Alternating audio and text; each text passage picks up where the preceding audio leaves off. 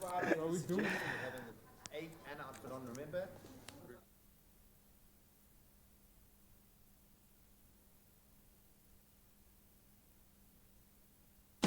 I step into the day with the dawn ringing in my ears. Oh, I tune to my TV show. No better way, I gotta get myself into gear. Let's go. Oh, and I feel good today with my wake up in the morning espresso.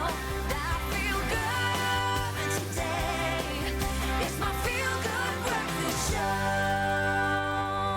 Good morning, you beautiful people. It's Tuesday, the 27th of August, and lovely to welcome you to your feel-good breakfast show, Expresso on SABC3. So good to be in your company at the start of a brand new day, and one which I think will be equal parts inspiring and exciting as well. Thank you so much for choosing to start the day off with us. We've got so much packaged into our breakfast buffet this morning, including a very special birthday celebration. And now, if you love celebrating birthdays as much as we do every single day, you know that we are big fans of just making a big hype about it. And today, a very special 13th birthday for Travel Start South Africa. And so with that, we've asked you on social media, on our Expresso Morning Show SABC3 Facebook page, if you could go anywhere in the world for your birthday, where would you go? And of course, it is a Travel Tuesday, so we'll have our friends from Travel Start coming in to inspire us with tales of traveling all over the world, and hopefully getting you to make plans for that December vacation or mid-year vacation next year, whenever it might come around. So let us know. Comment on our Facebook post, Expresso Morning Show SABC3,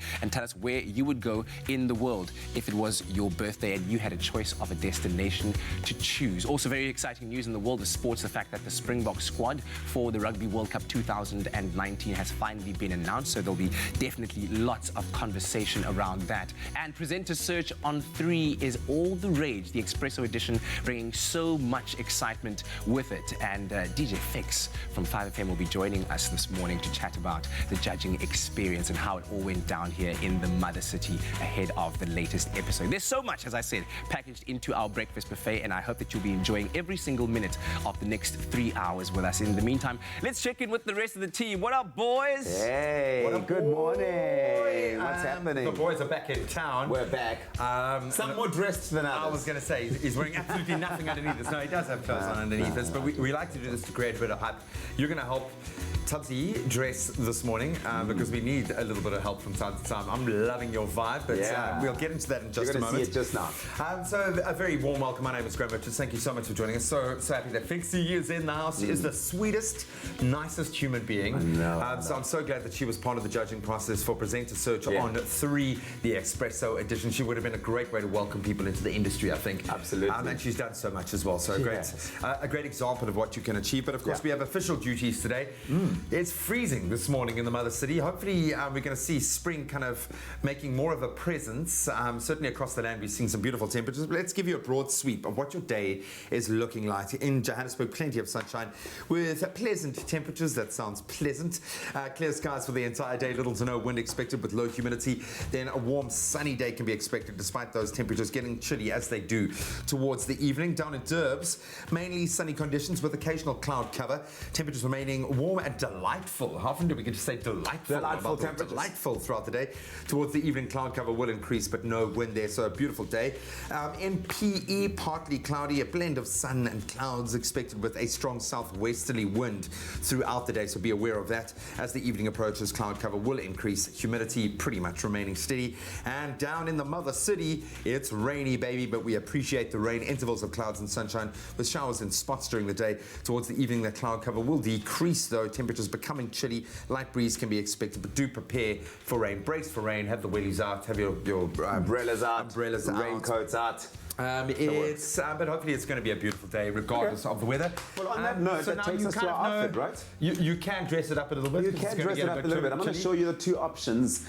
In fact, let's start with the suit, because today I'm wearing a suit. Okay? It's a beautiful suit, It's an absolutely stunning suit. This is what I'm wearing today. With the socks. This you don't have to choose for me. It's already on. I put the socks on there. They really go nicely together. The pop of the blue pulling through. Very good. Absolutely stunning. But the thing about these Woolies suits, and I can never stress stress it enough. This is a classic collection suit. And the thing about the classic collection Like suits the little is bespoke their lining. fit. Yes, they've got this really nice bespoke vibe to them, but the fit of them, the tapering, the tailoring is absolutely impeccable. man. Look at that. Look at these pants here. So I've got a couple of questions around this, but okay. So what's the deal here? You need to pair this with either a classic shirt to dress it up, and I see you've got a beautiful waistcoat there as well. I'm going to show you now. Yeah, I'm going to show you now. So I've got two options, right? So over here you've got the t-shirt.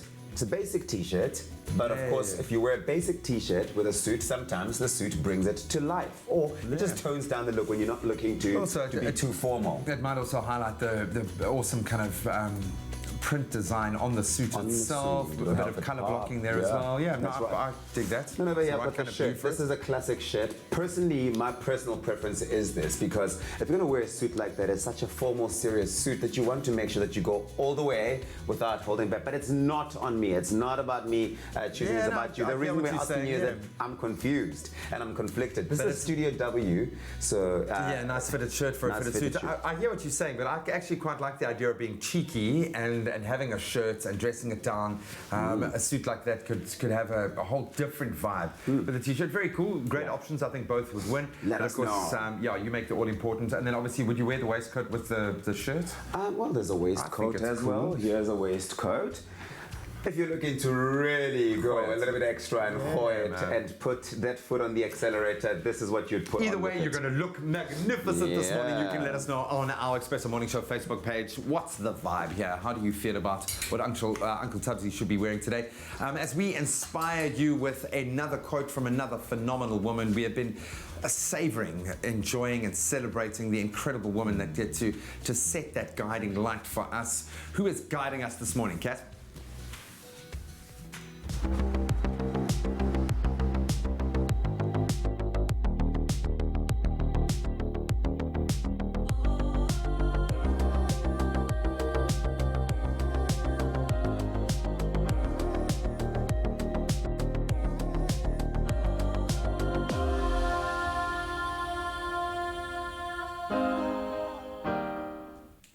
Indeed, if you are looking for inspiration on this Tuesday morning, then look no further than, yes, the powerhouse woman that is Maya Angelou. Of course, storyteller, activist, acclaimed American poet who had an extraordinary career, was extremely multi-talented. She actually became Hollywood's first black director, and all of Maya Angelou's work presents her personal journey of survival, of growth and self-definition as an African-American woman. And we've all heard this profound quote before, but I think it's worth hearing over and over and over again. Perhaps you might want to infuse this into your Tuesday morning. She once said, "Life is not measured by the number of breaths we take, but by the moments that take our breath away."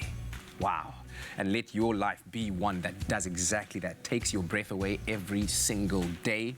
And do enjoy this day as we started off. I think we often get caught in this pattern of everyday life, and we waste precious moments and miss precious moments. And so do ensure that you are very much conscious and aware of those moments that take your breath away as we start this brand new day. Let's update you on the news headlines.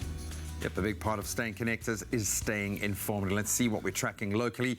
Police are investigating a case of culpable homicide after the CEO of Bosasa, now known as African Global Operations, Gavin Watson, died in a car crash in the R21 near the OR Tambo Airport east of Johannesburg early yesterday morning. Then the South African Revenue Service Commissioner Edward Kisvet has promised that the Revenue Service is cleaning up, adding that over 1,000 tax-related cases are awaiting prosecution. On the international front, heavy rainfall and flash floods have killed at least 62 people in Sudan and left 98 others injured. Sudan, of course, has been hit by torrential rain since the start of July, affecting nearly 200,000 people in at least 15 states across the country. And further afield, US President Donald Trump says he has good feelings about the prospect of a new nuclear deal with Iran and is open to meeting Iran's President Hassan Rouhani under under the right circumstances. And finally, multi-talented Resokwetse Manenzi, a PhD student in the Department of Chemical Engineering at UCT, has won first prize in the short story category at the recent Writivism Festival. Writivism took place in Kampala in Uganda in mid-August. It is a prestige initiative that identifies, mentors and promotes emerging African writers. As the short story winner, Manenze walked off with a $500 cash prize and a chance to work on a manuscript during a one-month residency at Stellenbosch University. So how does an engineer become a writer? Well, Resokwetse doesn't see her engineering work and writing as too different. However, engineering teaches precision, and I apply that a lot in my writing. Clearly, she says that she adds, I am still fully focused on my PhD. Talk around a triple threat there. Congratulations. Let's now delve into your sporting headlines.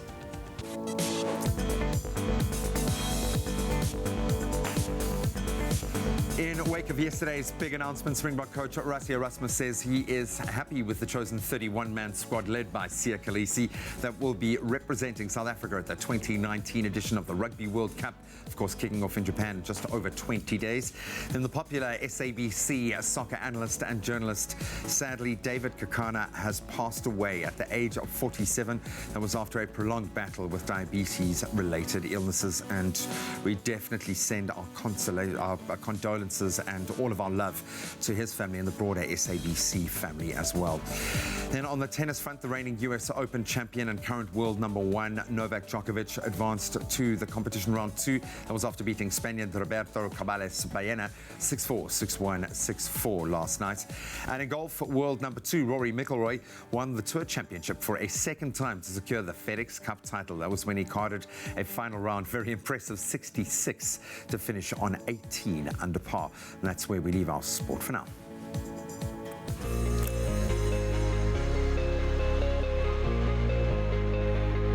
Take a first look at your weather this morning. Now, we asked you to send us your beautiful sunrise pictures, and Leon Venter sent us his sunrise from Sea Park in KZN, where cloudy conditions can be expected with a couple of showers and high humidity, reaching a maximum of 22 degrees in temperatures. Then also Bev Stephen sent us her sunrise picture from Port Elizabeth, where partly sunny conditions can be expected with a strong southwesterly wind and temperatures reaching a maximum of 19 degrees. Now, there will be plenty of sunshine, of course, in Polokwane this morning, temperatures reaching between 10 and 29 degrees Celsius. The highest temperatures in the country today in Mbombela, between 13 and 31, so do prepare for the heat.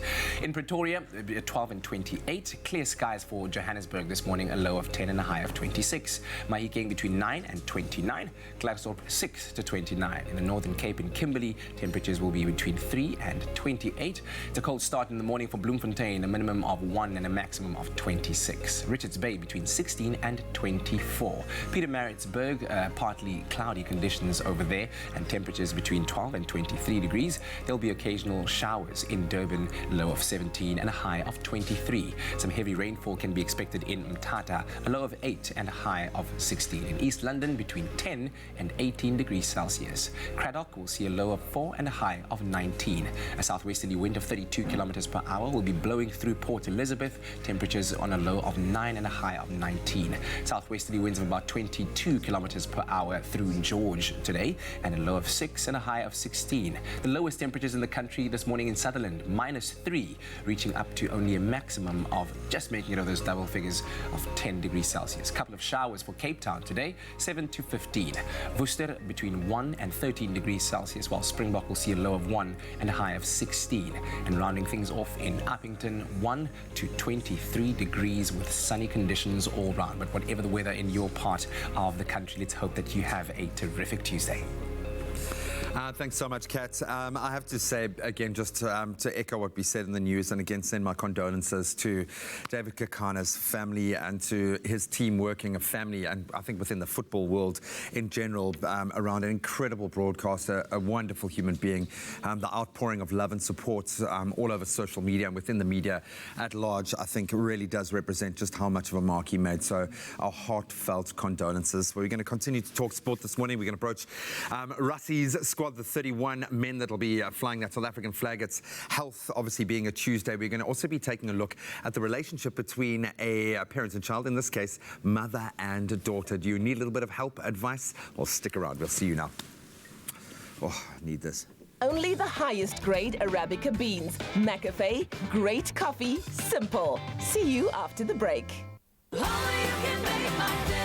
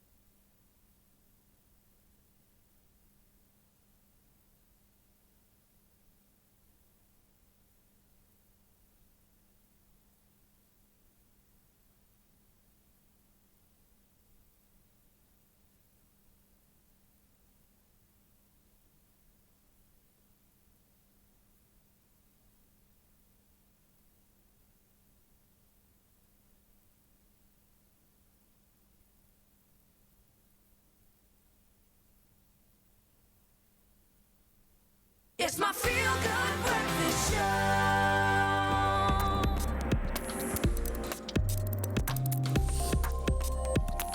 You know what that sound means? Time to expand your knowledge, expand your consciousness. Just see how incredible humans really are as we push the bounds of human endeavor with our Tech Daily Report. I feel like Zach Galifianakis standing in front of those calculations, just like... Yeah, no, we'll dumb it down for you. Don't worry. We'll bring it back down to earth. Some amazing things. Yeah. I think we enjoy when you talk about the new frontier, smartphones or power phones, power devices, as they now have to be called. Amazing, but none of these incredible devices would operate without operating systems. Yeah? Absolutely, and of course, Android's journey has certainly been one for the ages. In fact, in 10 years, it has gone from a scrappy open source software platform to a dominating That's quite force rough, eh? in Scrappy. Yes, Scrappy. I called it.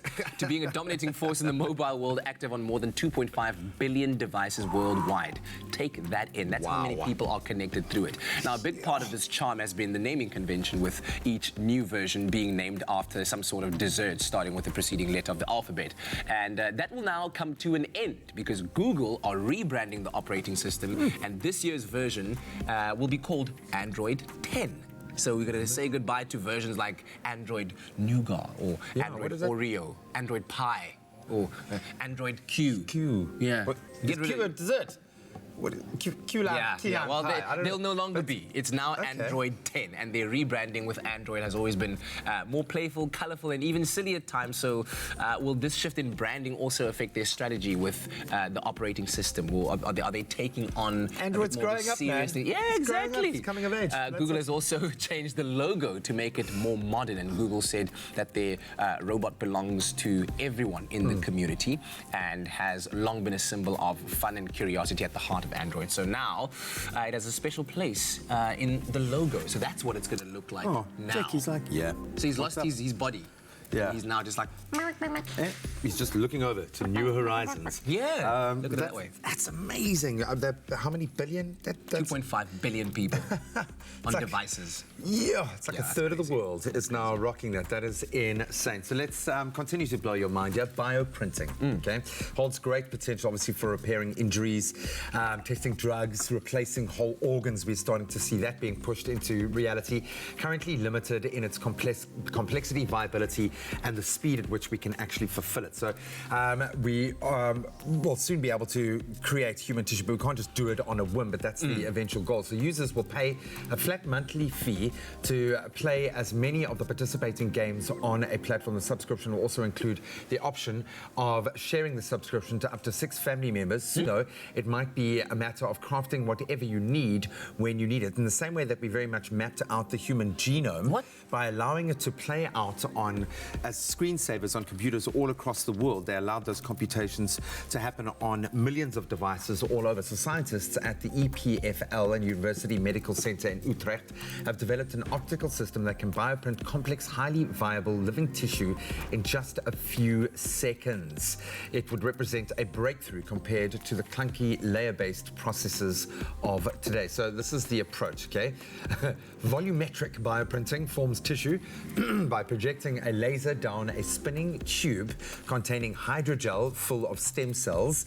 Then you can shape the resulting tissue simply by focusing the laser's energy on specific locations to solidify them. So the resulting tissues are currently just a few inches across and will grow with more research, but that's still enough to be clinically useful. So pretty soon we will be able to literally grow a whole new, can you imagine, you could just go in for a replacement. To my gammy finger, I could have just gone in.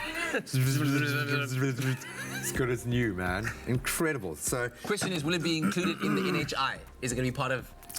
I doubt it. I doubt it. No, look, I say that we have an opportunity to rewrite the history books here.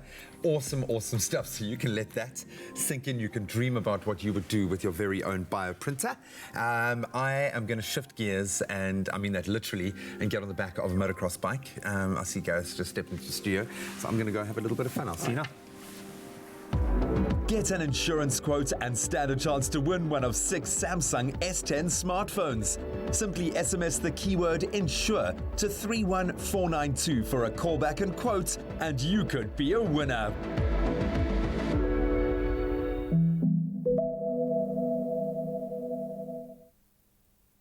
We're putting the pedal to the metal this morning. Well, not exactly, but we're going fast with our gaming guru, Gareth Woods, as we review another adrenaline rush of a game. It's MXGP 2019. Yeah. So we're putting the throttle to the... I don't know. Doesn't rhyme, so it's not as it catchy. just doesn't happen in motocross, but you will get adrenaline in motocross. Yes. And there are a lot of really cool motocross and trial biking kind of games out there. Is this cool? Is a motocross fan, first of all, going to like this, dude? I don't know many, but I think we've done a lot of these like racing, more simulator games this year, and it feels like every single one. I didn't realize that motorsports was so diverse, for example. Yeah. So I mean, like we did dirt, and we've done Formula One, I think, a week or so ago, I and enjoyed, yeah. And then in between, like a little bit of Crash Bandicoot racing, and so now this one appeals obviously to motocross fans. So I mean, we did also the GP 2019 one, so that kind of like your super bikes on the track, yeah. And so now this is hitting the dirt with a couple of dirt bikes, but yeah, more of a simulator, as I'm going to show now. Yeah, I was going to ask, because what I enjoyed about the Formula One was that it did feel like a game more than a simulator, which is not necessarily often the case with racing games. No. Because your ardent fan wants to kind of get into the meat of what it is to 100%. set up, in this case, a bike and to ride it and get the nuance of that. So you say this is more sim. Yeah, okay. yeah. Is there a career mode? Yeah, Can you start your motocross career and You- achieve great things? You can. I have designed my biker. I'm biking McBikeface, and I didn't know a better biker name than that. And so it's obviously born, his parents knew he was born for greatness as a biker. But yeah, like I was saying, as far as it goes, you can do all the tweaking, and you can, if you know what any of this means, my gear ratios, up, down, whatever. Can you play it without? Yeah. Any So of those things? You can so set can you a lot just go in entry level and just kind of 100%. and smash And about? you're going to show exactly that as I jump onto the track. I believe you had to redeem yourself from last time. That's Okay, so That's the normal stuff. Accelerator. Yeah. Accelerator, brake. Yeah. Cool. X to start. The other thing that this does is on the right analog stick is you use your player or your driver's weight. Okay, so you can preload. Yeah, or, slide and okay, I'll mechanic. say that like I know exactly what it means. So you can hit X to skip as we go through the cutscene as we get ready to start. It's just showing you that you can preload the clutch if you want. It's not a huge deal, but essentially, like hit the start button. There we go. Yeah. But essentially, it's about the fact that like it's not a car. With the bikes, it's important to have your player's weight. But that was important there as you go careening straight through. Okay. All right. But yeah, so in the mess. Whoa, an aggressive line he likes. Getting a little bit of a warning for guy on the track, but as you can see, it's like a little bit more.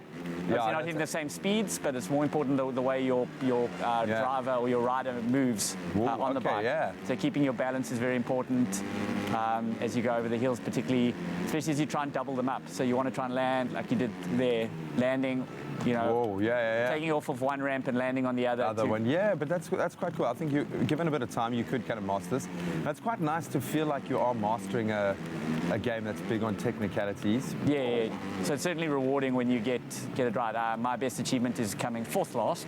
So that's obviously I'm very, very proud about that. And not throwing up when you play. How does this stack up to other motocross games? Well, the only other motocross games I've played are far more arcadey. So if you take it like Trials, for example, the game is definitely just designed for fun and, you know, your body flailing through the air as we saw when we played last time. But like this is far more a serious game. Thankfully, yeah, exactly. Stand up, trying to avoid violence. I almost heard the crowd gasp in. Okay, but this is it's cool. I mean, it's going to take a while to. I won't even use the word master. I got a proper warning there. Yeah, flags came out. Yeehaw! Check at that, nice. Little kicking and some tail whips there. But, wow. What's great as well is seeing like kind of like as the path starts deteriorating, you know, when you're at the back of the pack, you can see the tracks of the guys in front of you in the sand, and it's worth being better and learning some fresh sand. Oh, he's given up. No, that's cool, dude. Yeah, cheers. I Well like done. it. I think this is definitely worth sinking your teeth into. An opportunity, if you are a motocross fan, to actually feel what it is to delve into the mindset of a biker, of the team setting up that bike. I think that kind of nuance is exactly what somebody who's a fan of these kind of games is after. And generally, just don't be poor. All right. Gaming. Yes, absolutely fun there with Gareth Woods. And we've been having some fun with you on Facebook, on our Expresso Morning Show SABC3 Facebook page. We had a wardrobe poll to help Uncle Tabsy get his outfit on. We had a choice between the very formal shirt to go with the suit look, the three-piece suit look, or the T-shirt. Yeah. And what have the people said? Well, the I'll hold people, those up they for have you. spoken. So, yeah, the shirt was one option, going nicely with a three-piece suit. And, of course, the T-shirt also could potentially go nicely with a three-piece suit. Some comments that have come through. Here's Christelle saying, Tubby saw you will look so suave with the whole formal look, but I think the T-shirt will bring a fun element in line with the show's vibe. Okay. So for me, it's definitely the T. Senzom Kiza says, I'll go with the shirt. If you put a suit on and the shirt, you look more dashing. So Senzo likes so the the jacket. shirt. Okay, the shirt. Okay. Sharon says, good morning, guys. Hope you're well. The blue shirt and waistcoat, yes. Okay. And then Tony Maje says, love the T-shirt, Tubbs. So it's a 50-50 kind of situation. It's a 50-50 split. You so know? how do we decide? But this let's one? hear, have there been any more votes coming through from the producers? The T-shirt has won. The T-shirt has T-shirt won. has Unbelievable. won.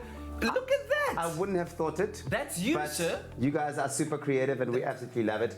Either way, it is a versatile type of T-shirt. And that's the whole idea of it, is that you are able to wear it if you're going really casual, but also still be able to wear it if you wanted to suit up a little bit and bring in a fun element to your suit. I'm going to enjoy this Do one. you tuck the T-shirt in, or do you let it hang out? Because I'm wearing a full suit, I will tuck it in. Okay. I think it might be way too casual if I let it out. But yeah, I'm gonna go get dressed. Well, you can do so right now. No, Kat. Not today, my boy. Next time.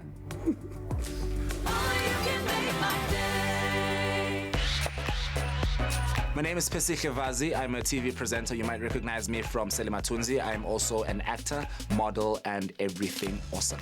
I can't wait to be on the island. I've never been on an island like this before. I just want to swim and be there for as long as I possibly can, which means I am definitely going to win this one. Mango peach is my favorite flavor simply because it takes me back to when I was a child and I used to get it on occasion, but now I can have it all the time.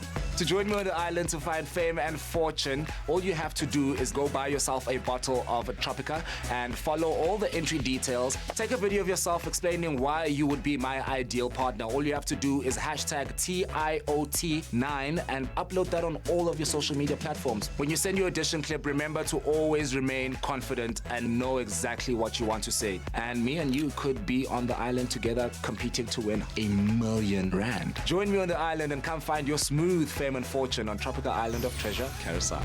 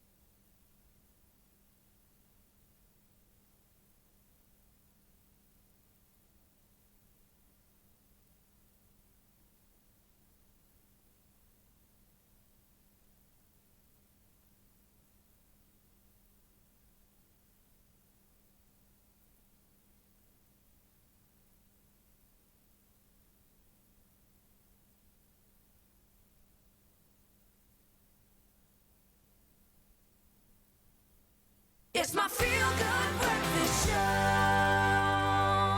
It's a Tuesday morning. Welcome back to your feel-good breakfast show, Expresso, on SABC3. It's so good to be in your company. Now, this Women's Month, we've looked at women who are positive role models for change in our society, women who are empowering other women and are breaking glass ceilings. But for our latest parenting segment this morning, we're taking things to the grassroots level and talking about the impact and importance of having a mother in the household, and more so when it comes to the relationship between a mother and daughter. And family therapist and registered social worker Kim Abrams joins us this morning to talk about this very, very important topic. Always great to have you on the couch. Good to be back. To be talking about these heartwarming and certainly very, very important issues. And the mother-daughter relationship, one that certainly can be contrasted or maybe juxtaposed with the father-son relationship. But what would you say makes the mother-daughter relationship so special? It's such a special relationship, I think, because you're primarily bonded with your mother before you even enter the world. Yeah. So if you think about it, you know, that relationship starts before you've even opened your eyes. And for me, I think this is the relationship that sets the tone for every other relationship that a girl will have. Yeah, yeah. Because your mother teaches you how to be a woman. She teaches you how to think about yourself in society, what role you play, your self-confidence. So in that way, this relationship needs to be nurtured because, like I say, it sets the tone. Absolutely. Yeah. And you always get the saying, daddy's little girl, though. yeah. So how would you say it essentially differs from the impact that a father has on a daughter in the father-daughter relationship? I mean, we love dads, and we're seeing dads play such a more active role in their daughters' lives now. I think it's important to also not look at the dad as just the second adult in the home. Yeah. Dads, you know, can and should play an equal part, but the relationship between a father and a daughter is quite significantly different in that the father will set the tone for how the girl will grow up to know how to interact with men. Yeah, yeah. So in that way, you know, if you've got a father who's respecting the daughter and the daughter's mother, that child will grow up knowing that they deserve good treatment from men. So it's actually quite a powerful role that dads can play in their daughters' lives. Yeah. Now, stepping back into the focus of this morning, which is the mother-daughter relationship, how do we best nurture that relationship, and also what are the long-term benefits for a daughter who is in a very good mother-daughter relationship? So it's important to see your daughter as a unique individual and as someone who's entirely their own personality with their own quirks and traits, and not an extension of you as a mother. Yeah, so this relationship, we want to nurture it because, you know, we want girls to grow up having good self-confidence. We want them to have good morals and values and know where they stand and what their rights are, and how they should engage with adults around them. So this relationship, we really want to nurture that bond so that the girl also knows, you know, what it means to be a woman. As they go through life and developmental changes, it's often the mom who the girl will turn to for advice and support, because there's often the relational similarities. So we want to nurture this relationship so it can sustain the child as she grows up. Yeah, and I guess the long-term benefits go for not just the girl child themselves, but also in their extension into the community as well, because they are, in having that good relationship, able to empower other women and help that notion to grow. It's a ripple effect. Absolutely. Yeah. So what tips do you have then? What tricks do you have? Because it can be a tricky one. Yeah, it can be very, given very the personality hard. differences that you were highlighting early on, talking about how a mother could adversely affect the girl child by making them an extension or perceiving them as an extension of themselves. So there can be differences and it can be quite tricky. So what advice do you have? So a good tip, I think, is to set a consistent intention to have one-to-one time with your daughter. You know, start it from a young age so that as your daughter develops and she reaches her adolescence, it's easier to sustain that relationship because you've already set the tone that you are important to me, our relationship is important. Yes. Also, I think it's important for mothers to just do a self-inventory and think about what they are presenting to their daughter. What do you see yourself as a woman if you're a mother? What messages are you giving to your daughter about body image, about interacting with other women? You know, what are you saying about other women? Because these are all things that your child will internalize and come to know as normal. So definitely quality time is the thing that sets the bond and it opens up the lines of communication. So that's a tip that I can't stress enough. Yeah, and a surefire way of building and growing a well-balanced relationship between anybody, in fact. Kim, thank you very much. We're going to ask you to stay a little bit longer to continue the conversation a little bit later on. And do fire through some questions if you might have them on Expresso Morning Show SABC3. That's on Facebook as we explore the mother-daughter relationship during this Women's Month. Clover Classic, the creamy taste that takes you back. Made with love by Clover. Soft, sweet and fruity. I'm not talking about our mothers and daughters. I'm talking about Clover berry tea cakes. They look amazing. They're the perfect afternoon or weekend or anytime treat, let's be honest. Who doesn't like something sweet with their cup of tea, their cup of coffee?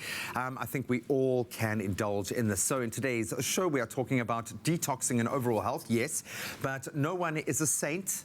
Okay, take it on board, and everyone deserves a little, and I mean little, they are tiny little cheats, okay? So make these as a reward for your good behavior. Here to show us how to be a little naughty in the kitchen is our Grace Stevens, who is sitting. What kind of example for her amazing daughter, Jules? Hey, this is where it starts, okay, in the kitchen. We love you guys, the Stevenses. We love having you guys in the kitchen because, Gracie, you make the most amazing things. Don't these look? Oh, hey? Those are just, that is breakfast of champions, right? It is. It's an anytime treat, and they are small, so you can look yourself. Of course. And we were talking about detox. Berries are great antioxidants, okay? Fabulous. So there is a little bit of health in there, but we are including some nutritional elements here. But so, Grace, first of all, what are we making? Just demystify these amazing little creations. These are clover tea cakes. Yay. So they are perfect for afternoon tea and wonderful to make with your kids. I love it. Well, you're not really a kid anymore. I suppose you're you're not. always a kid. No. Okay, my mom, I think, still sees me as a 10-year-old kid. But today we're also getting into kind of the relationship between a mother and daughter. The most complex, as a guy who grew up in an all-female household, okay, the most complex thing on the planet is the relationship between a mom and a daughter.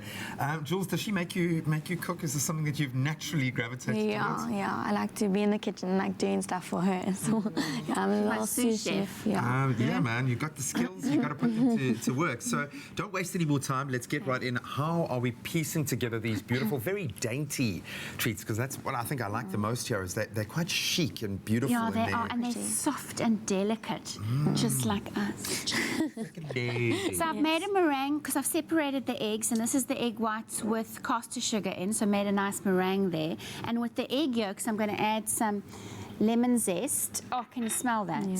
Okay. This is hitting every vanilla. one of my triggers here when it comes Jules, to a beautiful whip that up? So that's going to be whipped up until it's nice and pale. Okay. So put some elbow grease into that. Okay. And then we're going to make an emulsion by adding our oil. So I'm just going to add this slowly while Julia carries on and whipping it up.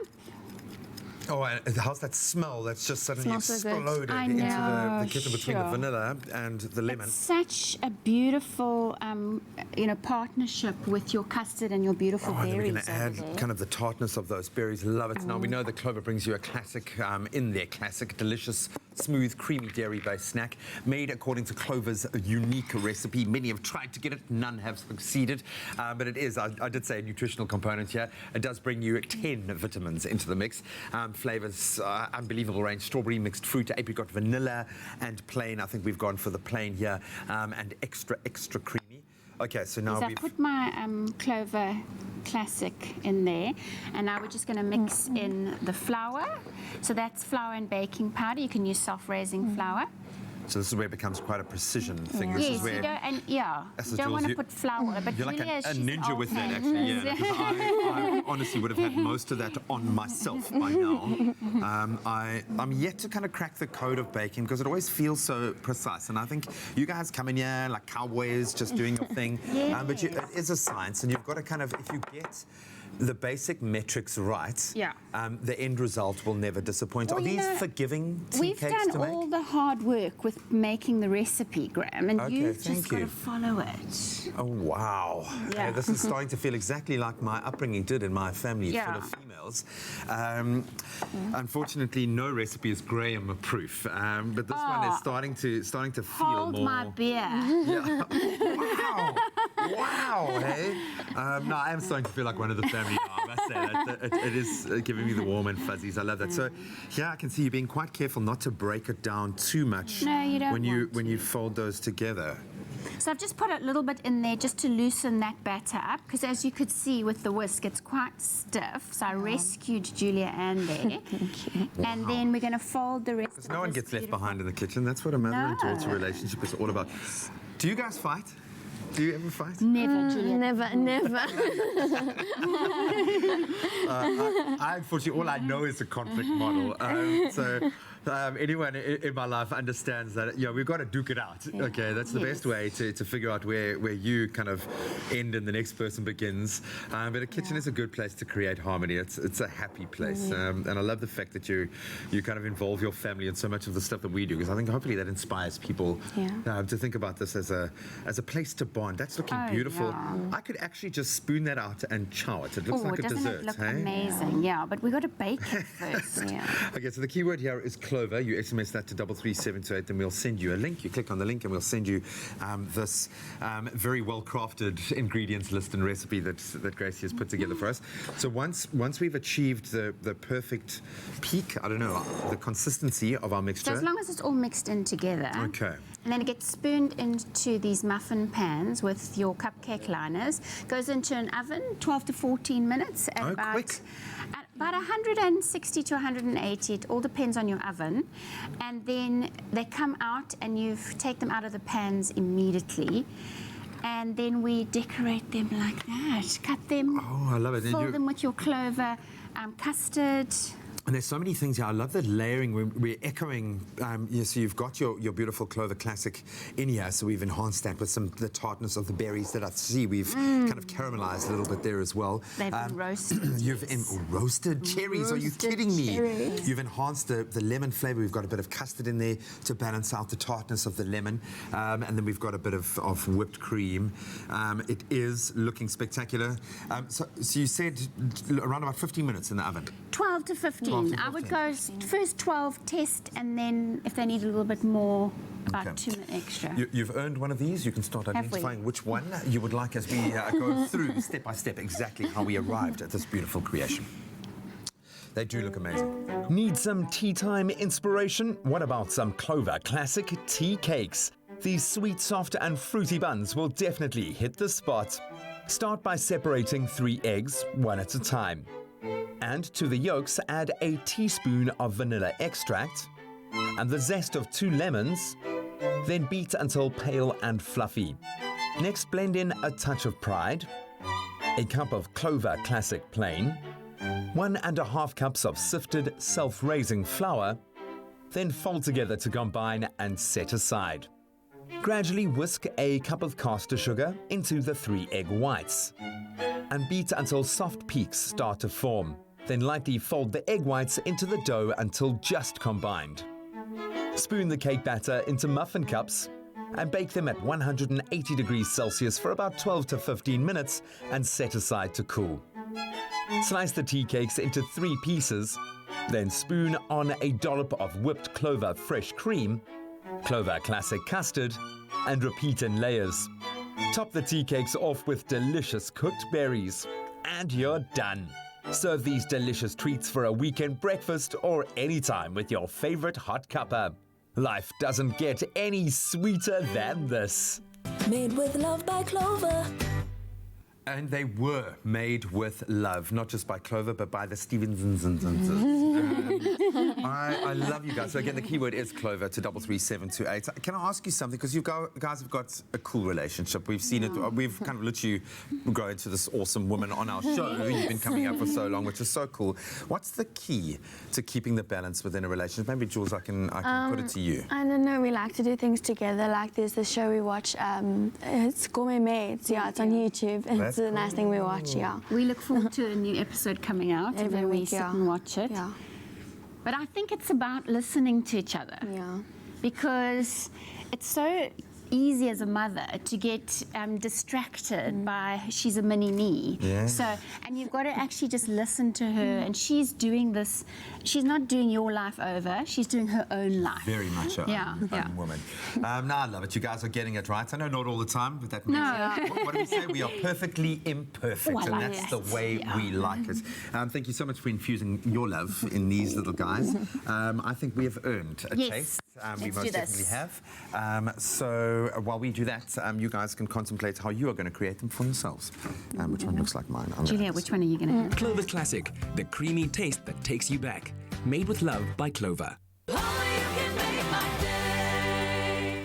It's Travel Start's 13th birthday blowout of unimaginable discounts on flight and holiday packages, and you are on the guest list. From the 26th to the 30th of August, get each day's new domestic, regional and international flight deals on major airlines at amazing prices.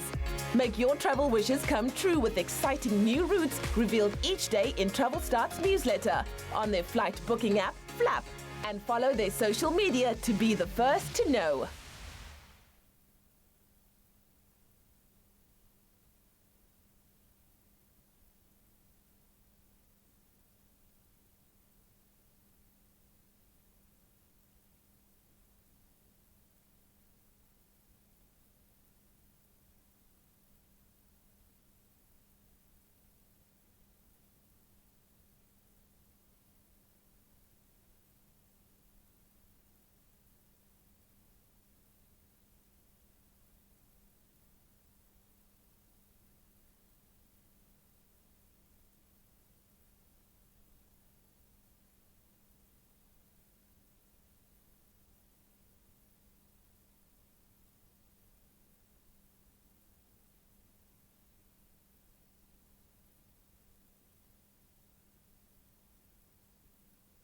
It's my feel-good breakfast show. Happy birthday, a very happy birthday to you. Welcome back to it. It is your feel-good breakfast show at Expresso live right here at SABC 3. You hear this tune playing in the background, you know what time it is. It means it's time for us to celebrate your birthday. Zoom into everybody who's celebrating their birthday today. And a whole list we've got. Yeah, we've got a massive. So we're going to try and get through as many as we can, but just keep an eye on the screen because we're going to put those that we can't read out on the bottom of the screen as well. And we love getting your messages. Let's start it off with Keanu. Happy 17th birthday, Keanu. You are clearly a humble Guy and your family want you to stay as humble as you are. Enjoy your day. That's love, mommy and daddy. Then a happy second birthday. Oh my goodness, to our princess Ariana. You came into our lives 24 months ago and it's been the best thing that's ever happened to us.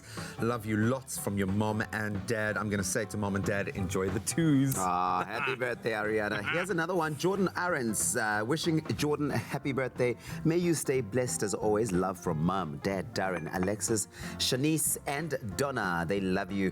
And Candace, happy birthday to Candace. Hope you have a wonderful day today. This is from your sister, Abigail, mom, and everyone that loves you. Happy birthday. Enjoy your day, sister.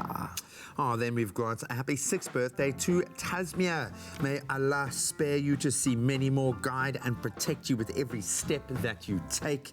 Please do keep staying as cute as you are always. Have a super awesome day.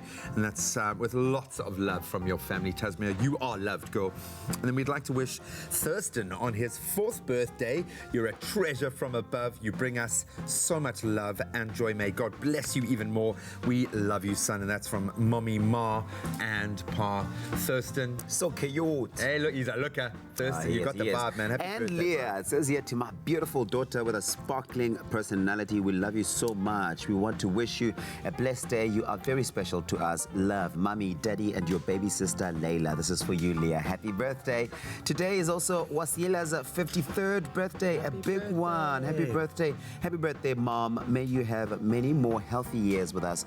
We love you. This is from your only daughter, Mishka. I love it, your only daughter. Your only. And she does love you. Then a very big happy birthday to our beautiful mom, Mary Hull in Claremont, the best mother in the whole world. Wishing you many more God's blessings on your life. Keep up the good work in the community and being a mother to all. That's from your 6 daughters. That's incredible. Happy birthday, Mary. Then happy 43rd birthday to Randall Smith. Thank you for always giving us nothing but the best and loving us the way that you do. We love you lots like jelly tots, and that's much love from your Olivia, Kurt, and Kirsty. Happy birthday, guys. Happy birthday, everyone. If we missed your birthday, we feel the love all over the studio here. But of course, you too can wish your loved ones a very happy birthday here on your Feel Good Breakfast Show by sending us an email, send us a picture, a Sing message. us a song. Sing us a song. Email us birthdays at kadova.tv. But of course, you still can send us WhatsApps, which makes it so much more easier. It's 071 640 6551. Sing them a song. Happy birthday. Hey, listen, it's going to be Kim's birthday on Thursday. On Thursday, so happy birthday for Thursday, Kim. Of course, Kim is our friend when it comes to all things around family and parenting advice. And earlier on, we were touching on the importance of the mother-daughter relationship, especially in light of Women's Month, and how to best nurture this relationship and how it finally contributes towards the girl child and her involvement in society, how she views herself. So maybe we could expand a little bit more on what a healthy mother-daughter relationship looks like. So it's also important, I suppose, to think about that having a mother can come in various forms. Yeah. It doesn't have to just be from your biological mom. You know, Very grandmothers and aunties can all play a pivotal role. But one thing that is really important when we're looking at a healthy mother and daughter relationship is for a mother particularly to remember that your priority is to parent first and then become your daughter's friend. So this, you know, if you can parent your daughter and instill that role towards her, it becomes easier to put discipline in place and to help her navigate all the developmental changes she will go through. Yeah. It's also a relationship that's got mutual respect, but with that, the tone is very much set by the mother. So it's just, I think, very, very important to know that when your daughter reaches the teenage years, it will become difficult. It's kind of expected. Yeah. Yeah, but, you know, there is a turnaround Were you a difficult period. teenager? I wasn't. I was actually really good. So, you know, that's rare. Yeah. But, you know, girls do come back around to their moms, even though there's a difficult period. So it's just important to remember your role as parent first and then friend, and that will sustain a healthy relationship. Okay. When we look at the other parent involved, the father, or perhaps somebody who stands as a husband in a family unit, what would you say of them and being involved in maintaining or helping to improve the mother-daughter relationship? Is that something something they should do, or completely stay away and allow that to kind of go forth, as it will? No, I think it's important for dads to play an active role, regardless. I think, you know, when it comes to relationship dynamics and family dynamics, everybody has a duty to make sure that people are getting along well as best as possible. So we want dads to be involved. We don't want dads just to feel like the second parent in the household. Dads will automatically impact the mother-daughter relationship, whether they intend to or not. So, you know, how the father is treating the daughter's mother will play a significant role, and how the father treats the daughter will also play a significant role. So just like, you know, we say to mothers, set a clear intention to have one-to-one time with your child, it's very much the same with a father. Set a clear intention for your daughter, so that when the difficulties do arise, you've already got an established bond. It makes it easier to deal with relationship breakdowns. Listen, this is something that we could talk about for hours on end, but I have to ask you for some final words of advice with regard to this mother-daughter relationship that we've been talking about. Yeah, it's such a special relationship, and I think the most important thing is to cherish it. You know, moms aren't here forever. We don't have them here indefinitely. So it's important to honor that. You know, if you're a young girl or a woman, and the same for mothers. You know, you can't replace your daughter. So whilst you have each other around, nurture that relationship, spend time with one another, because quality time is what's going to sustain a good relationship. Absolutely, and it's been wonderful spending some quality time with you, Kim. And as I said, once again, happy birthday for Thursday. Thanks. We hope that you found that conversation very enlightening. Do share your thoughts with us on our Facebook page, Expresso Morning Show SABC3. And if you'd like to engage with Kim a little bit more after this, you can find her on your website, kimabrams.com.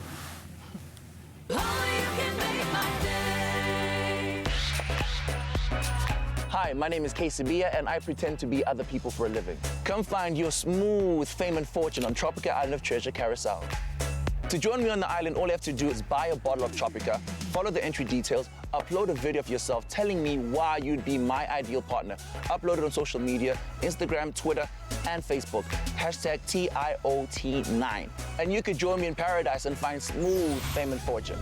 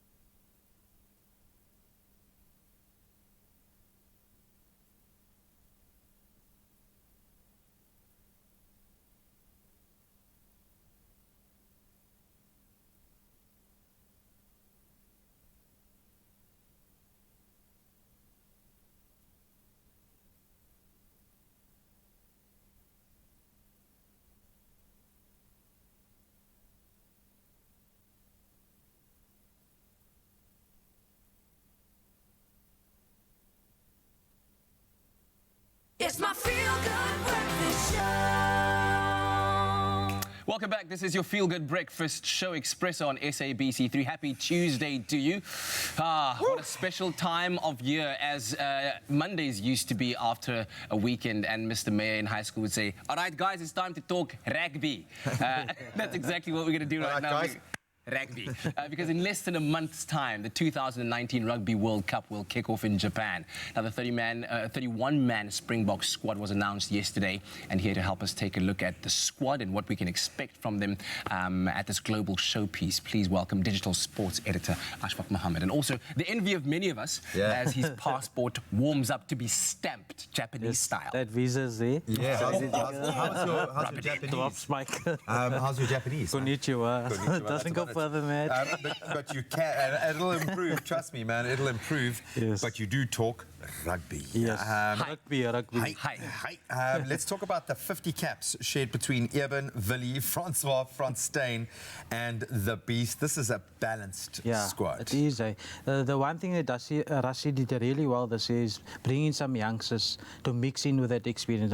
Someone like Herschel Yankees, who would have thought? Did he have a choice? A year ago, he wasn't even starting for the Stormers. Now, for me, on form, he should be the starting scrum off for the Springboks at the World Cup. Really? Yeah. It's pressure. No, I think, honestly, I maintain this two first teams, horses for courses form on the day kind of vibe, which is very much the way the All Blacks have dominated for so long. Yes. The fact that it's now a case of your opinion on who is the best player in each position, that is a good sign. You see, it's initially for the All Black game, you would need to pick his best team, but the rest of the pool's fairly easy. So the big games will come quarterfinal, semi-final, final. And that's where you need to make the big calls. You know, it's one thing picking the 31-man squad, but who's the best 15? To beat, Scotland or Ireland in the quarters, and so we can go on.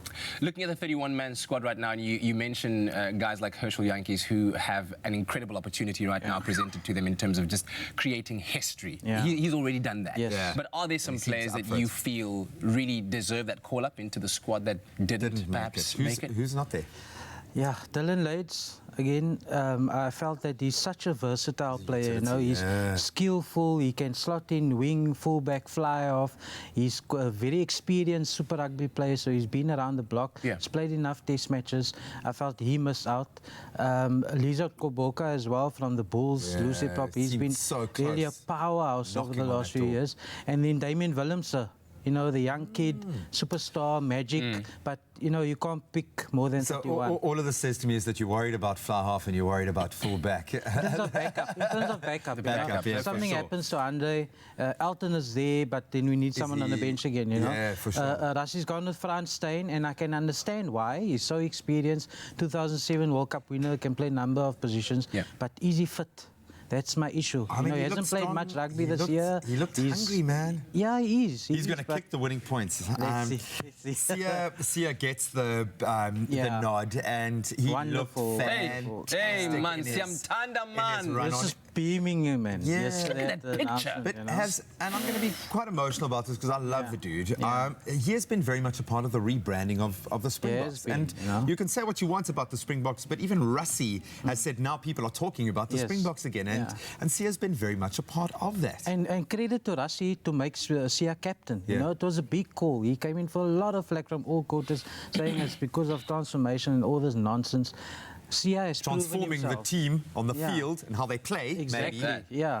And Sia's come up with the goods. Such an inspirational leader, the character of the man, and his performances on the field have been as good. Where do you think his head is at right now? Because, I mean, obviously, in the position that he is, there's a lot of history-making, history talk that goes around it, and of course the added pressure that he now stands to lead the Boks into a World Cup campaign. The names like Francois Pienaar come up.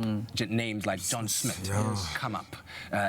Captains who've led the Springboks to winning Rugby World Cups. Where do you think his mind is at right now? Is he thinking about that? Fortunately, knowing Sia, it doesn't get to him really. I think it probably gets to us sitting here more than him. He's such a cool, relaxed dude. He really is. He's so calm. I mean, when he was appointed captain, I asked him at the press conference what it means to him, and he just, he was so relaxed. He takes it in his stride. He doesn't get too worked up about things, and that helps him in such a tense situation. I think if anything, it elevates him on the field. He's one of those who likes to lead through example. Our opening encounter up against the All Blacks. I mean, could you have written a better script for this year, for this team? Can you believe it, man? After everything that's happened with the All Blacks the last few years, with the Boks actually winning games in New Zealand, drawing this year, it's there for the taking. The All Blacks are there for the taking. But, again, World Cup, I tell you, it's a different animal. Rugby Championship is one thing. This is when it really counts, and that's when the All Blacks normally step up. So let's see if the Boks can handle that pressure. At least it's not all or nothing because of the easy pool, so they should get to the quarters anyway. But then it depends who you want in the quarter. Yeah, but also they need a test in the pool game, and trust me, the All Blacks will provide that. Buddy, I hate you. I hate you even more now, bro. Thanks for your insights, my friend. I think a lot of people equally as excited about the balance in this. squad, man. Maybe Minister Natim Tetwa should sign a check and get the Guijo squad to Japan as well. Just for some extra moral support, you know what I mean? We want to hear some Guijo out there in the stands. Anyway, the 2019 Rugby World Cup is almost here, and the Springboks will be looking to bring home that coveted Webb Ellis Trophy. And what better way to show your support for the team than to be on the rugby field with them. Now, the Faces on Numbers campaign gives you the opportunity to have your selfie on the backs of the Springbok stars like Siya Kolisi and Andre Pollard that we've spoken about when they play in the World Cup. Kat and I have experienced it. It is awesome. If you'd really like your face to be on a Bok jersey as they run onto that field, what you've got to do is register on the very special Expresso Springbok portal below. You can see it on screen now. There are just 50 spots available during the Rugby World Cup match between the Springboks and the All Blacks. History-making match, and that's not all. A random draw will also be done, and 2 lucky winners will walk away with the totally awesome official Springbok jersey as well. So make sure to register on that special link provided on your screen right now to win. And that competition is open, and entries close at 12 p.m. tomorrow. Ash, it's been a while since I've been this excited about the Springboks, and this excited for a friend as well. I think you're the best man for the job there. So I hate you. Please send us stories. You're going to be filling your gram and every portal that you get with stories. You guys are welcome to call me, Skype me there. You have no doubt that we're going to be talking to you. In your heart of hearts, my man, do you think we're going to win this? They can. They can, because I think they're just such a settled squad. You know, there aren't real major issues in terms of selection. Yes, 1 or 2 calls you can make, but they know what they need to do. Just go out and tough choices, but the best choices to be able to make when you're spoiled for choice. I'm so emotional right now. It's crazy. Good luck, boys. Good luck. Thank you, gents. It's just after 7 o'clock, time for us to take a look at those news headlines.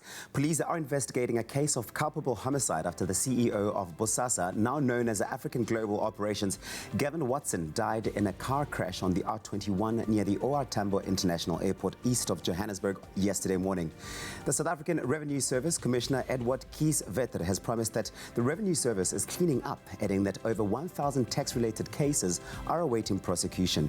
In international news, heavy rainfall and flash floods have killed at least 62 people in Sudan and left 98 others injured. Sudan has been hit by torrential rains since the start of July, affecting nearly 200,000 people in at least 15 states across the country.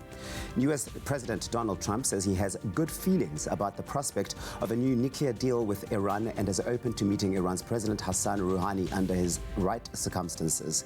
And finally, a poor Durban school's ambition to offer computer lessons to its pupils received a much-needed boost on Friday when the KZN Treasury donated 10 computers to the school. The donation of the computers to Windy Heights Primary School in Malukazi near Ispingo comes as the primary school is piloting an array of skills-based and extracurricular subjects aimed at ensuring the holistic development of the 1,600 pupils enrolled at the school.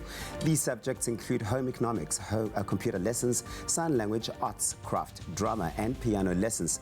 School principal Tembekile Makanya said the donation of the computers was a welcome gesture as it fits right in with the plans of the school to ensure that apart from academic development, it also equips its learners with various skills. And that's where we leave it for now.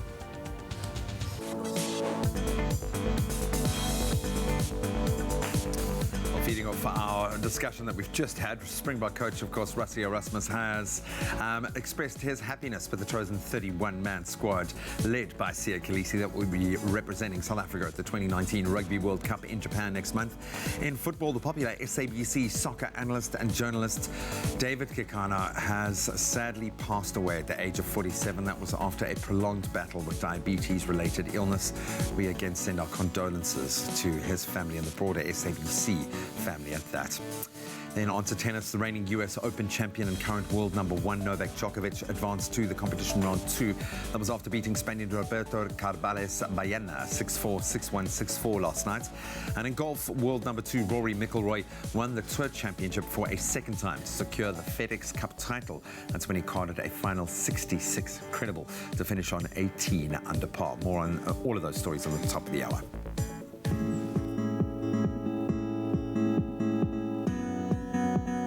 Thank you so much, G-Man. Let's take a look at your roads. We start off in Gauteng, out in Bedford V, where there is a stationary vehicle that's on the N3 northbound after the Van Buren Road. The right lane is blocked, so please do keep a lookout for this when you travel. In the Western Cape, in Guguletu, on the N2 inbound, there has been an accident between Airport Approach Road and Bunga Avenue. All lanes are open, but delays can still be expected. And after the train lines, there is an extended travel time of 20 to 30 minutes. That's on the Wellington line due to TFR signalling restrictions between Belleville and Brackenfell. There's also infrastructure problems over there in various areas, speed restrictions and sets out of service. So take it easy on the roads this morning. That's where we leave it for now. Don't fear the flu. Boost your immune system with Effaflu C Immune Booster by Pharmadynamics. Effective, affordable healthcare. And now for that weather update, we've asked you to send in your beautiful sunrise pictures, and you have. Thank you so much, Samuel Jacobs, for sending in your sunrise from Beaufort West out in the Western Cape, where partly sunny conditions can be expected with cooler temperatures than the day before and chilly temperatures in the evening, reaching a maximum of 15 degrees. Geraldine Flatwell also sent us her sunrise picture from Glencairn in Cape Town, where partly cloudy conditions can be expected with a couple of showers throughout the day and a light breeze, reaching a maximum of 12 degrees. Stunning pictures. Thank you so much. You too can do the same. Get them through to us on Facebook, Expresso Morning Show SABC3. And now we take a look at those temperatures, starting off in Polokwane, where there's plenty of sunshine expected today for you. 10 your low, reaching a high of 29 degrees. With Mbombela pulling through the highest temperatures in the country today. 13 your low, reaching a high of 31. If you're out in Pretoria, the capital city, 12 and 28. Today, clear skies for Johannesburg, 10 your low, peaking at 26 degrees. Mahikeng, 9 minimum and a maximum of 29 degrees. It's sunny out in Klerksdorp with a low of 6, reaching a high of 29. And Kimberley today starts off at 3 and peaking at 28 degrees. Bloemfontein has a really cold start to the morning, 1 your low, reaching a high of 26, with Richards Bay coming through at 16 and 24. Pietermaritzburg, 12 your minimum and a maximum 23. Occasional rain expected for Durban, 17 your low, reaching a high of 23 degrees. If you're out in Mthatha, expect some rain, heavy rainfall at that 8 your low, reaching a high of 16, with East London at 10 and a high of 18. Craddock, 4 your low, reaching highs of 19 degrees. Port Elizabeth has that southwesterly wind traveling at 32 kilometers per hour, 9 your low, reaching a high of 19. George, a southwesterly traveling at 22 kilometers per hour for you at 6 minimum and a maximum of 16. Sutherland, -3 and a high of 10, and it's also the lowest temperatures in the country today. And a couple of showers expected for the mother city, Cape Town, 7 your low, reaching a high of 15, with Worcester at 1, reaching max of 13 degrees. Springbok, 1 and 16. And lastly, Uppington, today your low is 4, reaching a high of 23 degrees. That's where we leave it for now. The next report will be in just over half an hour. Thanks very much, Uncle Tabsy. Now it is a Tuesday morning, and of course we focus on health on Tuesdays. Now when it comes to improving our general well-being and health, many of us focus on first on exercise, then our diet, and even our skincare routine and sleeping patterns. But one area that often goes neglected is our digestion and the broader gut health issue. Yet our entire body's functioning is affected by our stomach functioning. And this morning we are going to be guided by our friend, of course, Sean Willard, pharmacist and national trainer at PR manager at Relief Pharmaceuticals, to help guide us through how to better manage our gut health. And you had a bit of a gut punch this morning when you heard that Ashfaq was going to Japan. Absolutely. We're green with envy. I eat rugby balls for breakfast, so this is definitely we're very jealous. Yeah, but let's talk about the functioning of our gut health and understanding the differences between good and bad bacteria. Yeah, just sketch a difference for us there. Yeah, so when we hear the word bacteria, we normally think of bad, don't we? The doctor says you've got a bacterial infection, you have a course of antibiotics. There we go. But of all our bacteria, and there's something like 100 trillion of them reported to be. Only 15% are actually bad or harmful in some way. 85% of our bacteria are actually very beneficial to us. Yeah. And the main thing is maintaining that balance, because when it comes out of balance, that what we call dysbiosis, it's when we pick up all of those wonderful symptoms we've talked about in the last few weeks, that gas, that bloatedness, the constipation, diarrhea, etc. So it's important to maintain a balance between the good and the bad. Yeah, and that's exactly where probiotics come in, the probiotics associated with gut health. How exactly do they benefit your system? So probiotic actually means for life. So it's like you're putting life back into your system. Yes. So when you supplement with a probiotic, whether it be through your food or through a supplement, obviously what happens is it gets taken into the intestines, and in the intestines it works to balance that healthy microbiome, that ecosystem we have inside of our intestines. And it's so important because it helps to modulate your immune system. It can help with synthesizing certain of your vitamins like vitamin B, vitamin K, etc. So it has vast amount of benefits. Yeah. Is it something that one should be looking at taking as a daily supplement, or is it a once-off kind of course that you go through and then you're all sorted? Yeah, so most people tend to take antibiotics and then take a probiotic with it when they take the antibiotic to prevent, obviously, some diarrhea, etc. People traveling, maybe to Japan and other places, want to prevent travelers' diarrhea. Yes. And then in the end, what we're finding now, more and more people are starting to take it as a daily supplement. I like it personally to take it on a day-to-day basis. Yeah. Take it on an empty stomach before your meal, or take it in the evening if you have a digestive hassle, then it certainly works. Yeah. And what about for somebody who isn't experiencing necessarily any symptoms of the digestive system not working properly? Would you still advise them to take a probiotic 100%, 100%, Kat. You know, 70% of your immune system is actually in your gut, which is incredible to think that. So that modulation or the boosting of the immune system is so important. Fascinating fact is that over 90% of your serotonin, which some people call your feel-good hormone, it's a neurotransmitter, actually gets manufactured in your gut. So if we think back to that gut health axis, we remember that what happens in the mind affects the gut. Also what happens in the gut affects the mind. So we are finding more and more studies coming out suggesting that probiotics are very good for helping with the mood, even helping to maintain good sleeping patterns. So absolutely essential to take a good a probiotic strain. Yeah. And also, I mean, when the world right now is focused on complete healthy well-being and living, and especially, you know, we're taking in the greener foods, the more naturally produced foods, does having a healthier gut system then also ensure a more efficient uptake of the nutrients that you're taking in? 100%. So it's helping with the digestion of those nutrients, the synthesizing of those vitamins, as we mentioned. Yes. So all round great benefits. I really believe probiotics should be taken on a day-to-day basis, but always speak to your healthcare practitioner. And it's available at leading pharmacies and health stores around South Africa, so they can speak to their healthcare practitioner about that. Fantastic, sir. Thank you very much. Sure. Now, if you're looking to improve your general well-being and gut health, then taking a daily probiotic is a great start for you. And Relief's range of probiotics are available at all leading pharmacies and health stores nationwide. Plus, when we return later on, Sean will still be here, where we'll be answering some of your frequently asked questions when it comes to things like IBS and gut health. So do make sure that you don't miss out on that on this Tuesday morning on your Feel Good Breakfast Show.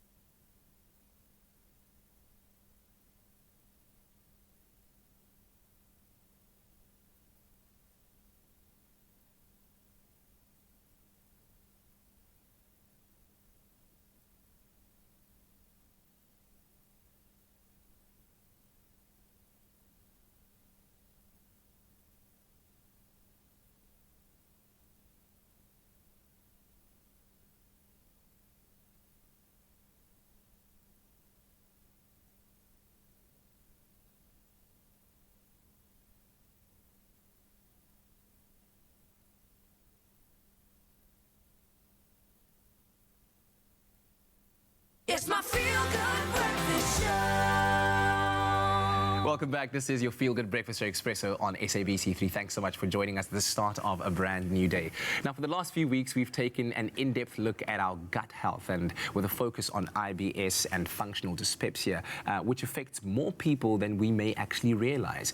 And we've received a lot of comments and questions on our social media channels, so we thought that we'd take the moment to ask our trusted friend, Sean Willard from Relief Pharmaceuticals, to get him to answer some of your burning questions. And here they are. So, first question that we get, Sean, is from Matapelo Khutle, who said, good morning, fam. I'd like to ask if RTGS is recommended for pregnant women. I'm pregnant and suffering with IBS. So, what would you say to that? Excellent. Thanks, Matabello, and thanks for all the questions that have been posed to us. There's been a flurry of questions, a lot of interest around digestive health. And yeah, I think at the end of the day, is the product hasn't been tested on pregnant or breastfeeding ladies, and so we say no. And the same thing goes for children. This is an adult product. It's for people suffering from IBS and dyspepsia type symptoms. So we suggest rather always speak to your doctor or pharmacist, your healthcare practitioner. There you go. Thank you very much, Matabello. Then Sean said, can people claim these products through their medical aid? Absolutely. And I think the lovely thing about the whole relief product basket, as it were,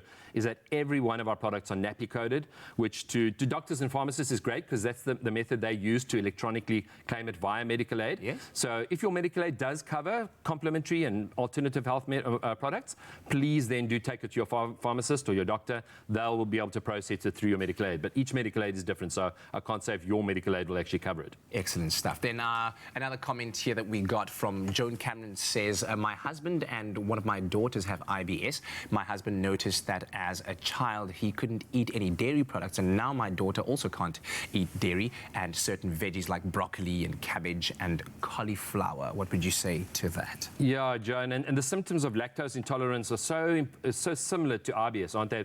The thing with lactose intolerance is pretty easy to nail down because usually you're deficient in an enzyme called lactase, which breaks down the sugar in milk, the lactose. So if you're having a milk and a dairy product meal and you find yourself bloating and getting all that gassiness afterwards within the next hour, good chance that you might be lactose intolerant. So it could be that case for a husband. And maybe for the daughter, there could be a combination of the two, those cruciferous gas-forming veggies. If you're having problems with that, it could be a little bit of IBS as well. All right. Well, it seems like lactose intolerance shares a few of the symptoms with IBS, as you were stating now. So how can people then distinguish between the two when you don't know exactly? Yeah, so I would say do a tester, take that milk and dairy, check and see whether or not you symptomatically blow up or have gas, etc. And then you'll certainly know, well, okay, I've got to minimize the milk and dairy in terms of lactose intolerance. Yeah. Okay.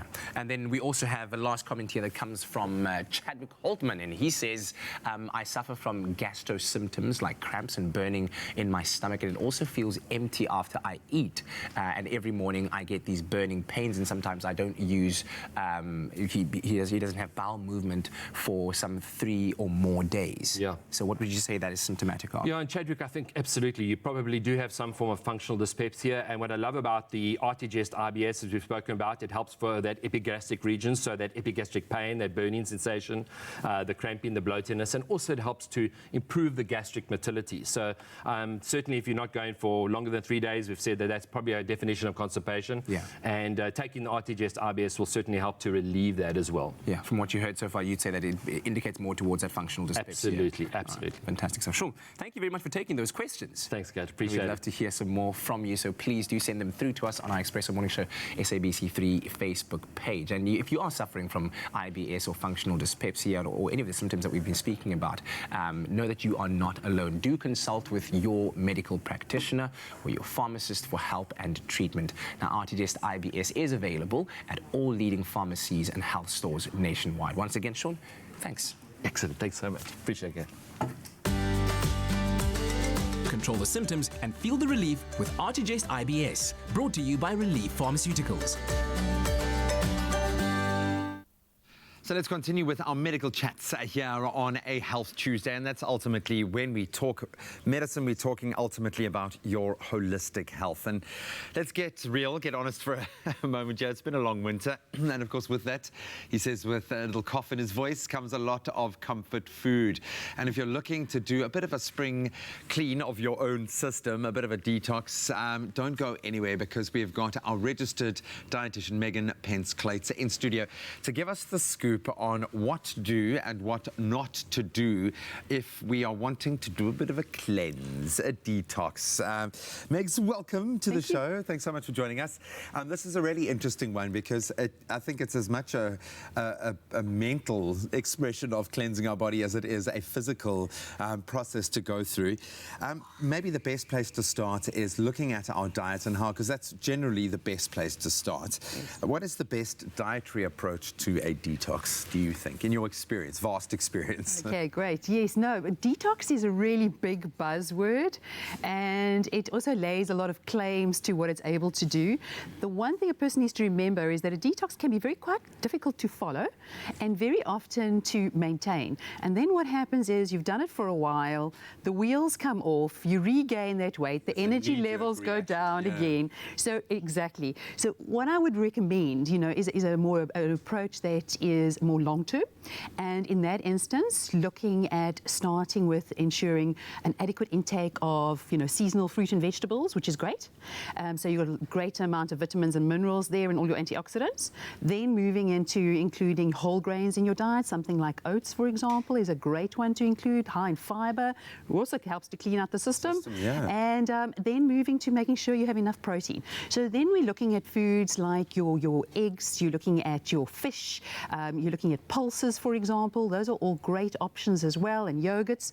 And then we must not forget to include healthy fats. And I think sometimes that's where, detox really does forget to include things like omega-3 rich fats. Our brain desperately needs. Yeah, and also how we're preparing, so our foods and so on. So looking at something like the Be Well, canola olive oil, which is great because it's got your canola oil, your canola itself, which is high in omega-3, then your olive taste, which everyone loves, and the monounsaturated fats, which are great as well. So it's a great way to actually then rather approach your detox like that. And ultimately, it's about looking at the layers, so looking at your gut health, looking at your energy levels. I am going to broach something that is, you talk about being a buzzword. This has been around for a while, and it seems to kind of rear its head. Maybe I'm talking about it in too much of a negative sense, but juice diets. I tried a juice diet, not just with an aim of detoxing, but just to experience it for myself. I was probably the hangriest individual on the face of the planet, but if you go about it in the right way, it can have benefits. But how do you feel from a purely a health perspective about juicing and juice diets? Because we've seen it kind of come in multiple forms as well. Absolutely. So quite rightly so. At this point in time, we don't really see there's any added benefits to juicing. And so everyone's really clear on what juicing is. It's basically removing all the pulp, so the pips and the peel and the pulp and everything, and you're left with the vitamins and the minerals and you essence. Yes. But also remember, because of that, you're left with a much higher sugar content. And so it doesn't mean you can't include it as part of your healthy, a diet in terms of 5 fruit and vegetables a day, one of your servings coming from juice. Supplementing a meal, Yeah, but it would be really nice if you looked at rather blending. In other words, throwing in the whole fruit and just blending it and making it into more like a smoothie. Then you're getting the added benefit of the fiber as well, and that would be my recommendation. We need that. Or you can just take a bite out of the apple and chew it. Another big trend at the moment, it's the big if around intermittent fasting. And this, I've spoken to people who have had incredible results, but not necessarily from just doing it and then unplugging, but from maintaining a shift in the way that they approach their own eating habits. How do you feel about IF? So yes, there's a lot of evidence coming out at this point. I think the jury is still out in terms of weight loss. But what we are seeing is that just, intermittent fasting has a lot to do with, controlling the times that you eat. So it also has various definitions. In terms of just an example, you might fast or eat very little for 2 days, and then for the next 5 days, you have 3 healthy meals a day. Some people find it to be quite beneficial. Genetics do play a role on how some people respond. My recommendation would be is if you're going to go for it, then just make sure you speak to your healthcare practitioner to make sure that it's balanced.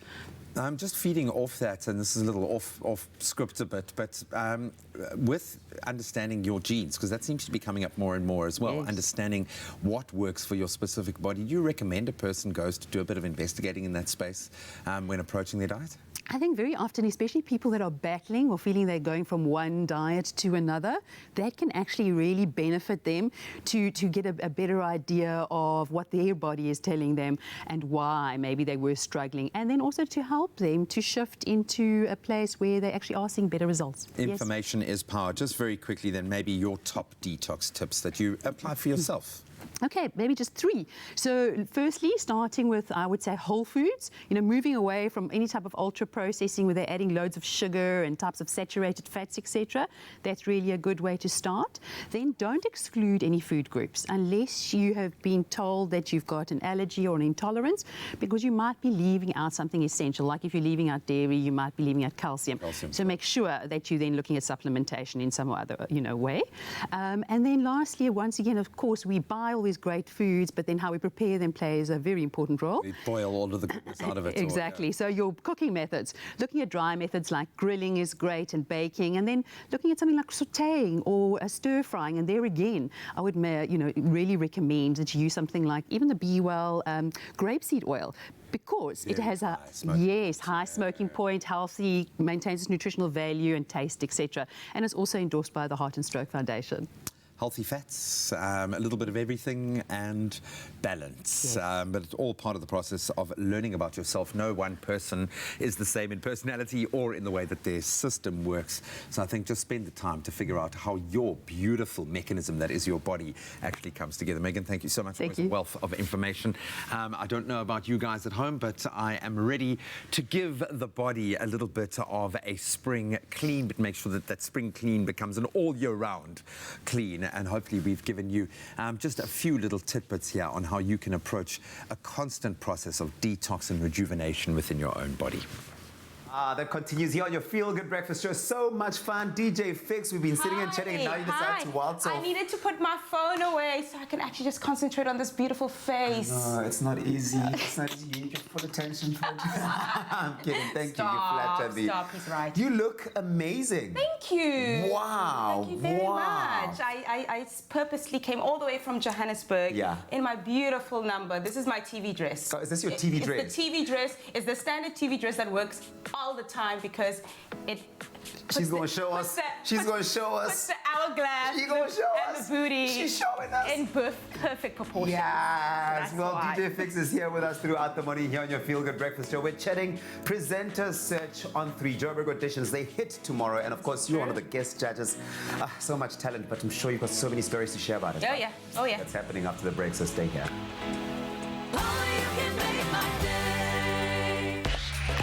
My name is Nadia Jafta. I am a South African influencer / entertainer, and you probably best know me for my videos on YouTube and Instagram. To join me on the island, all you have to do is buy a Tropica, follow the entry details on the bottle, take a video of yourself telling me why you would be my ideal partner, and upload it onto all social media platforms with the hashtag TIOT9. Join me in paradise and come find your smooth fame and fortune.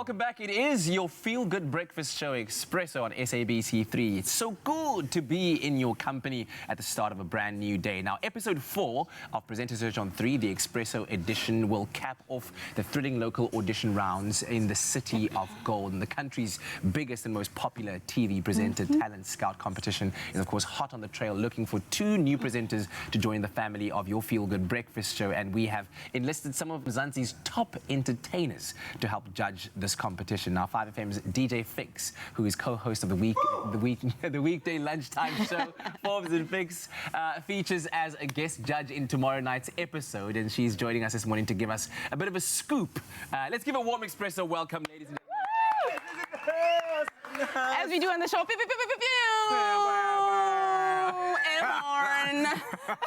Good to have you. Good to Lovely to have you as well. Did you have fun as part of the team of Presenter Search on 3 and being part of the judging squad? It was absolutely awesome. I've done this before. Yeah. I was a presenter looking to be a proper presenter. You were a hopeful. I was a hopeful, an aspiring presenter, and I was living in Cape Town. I was at UCT studying film and media, and I was one of thousands standing in a queue wanting to get that shot, and I got that shot. I had to move my life to Johannesburg. Yeah. So for me, it was important to be able to pass this on to somebody else. Yeah, right. It's a very difficult thing, and it's daunting. Like, you've put all your energy rehearsing and just trying to, like, shine on that one day. 30 seconds if you're that lucky. If you're that lucky. If you're that lucky. And I mean, it's a hard, and it's not an easy job. You can't act. It's not acting. Yeah. It's actually just being natural and being yourself. So it was easy to find who we were looking for, the hopefuls that we were looking for, because we were just like, that person's the best version of themselves,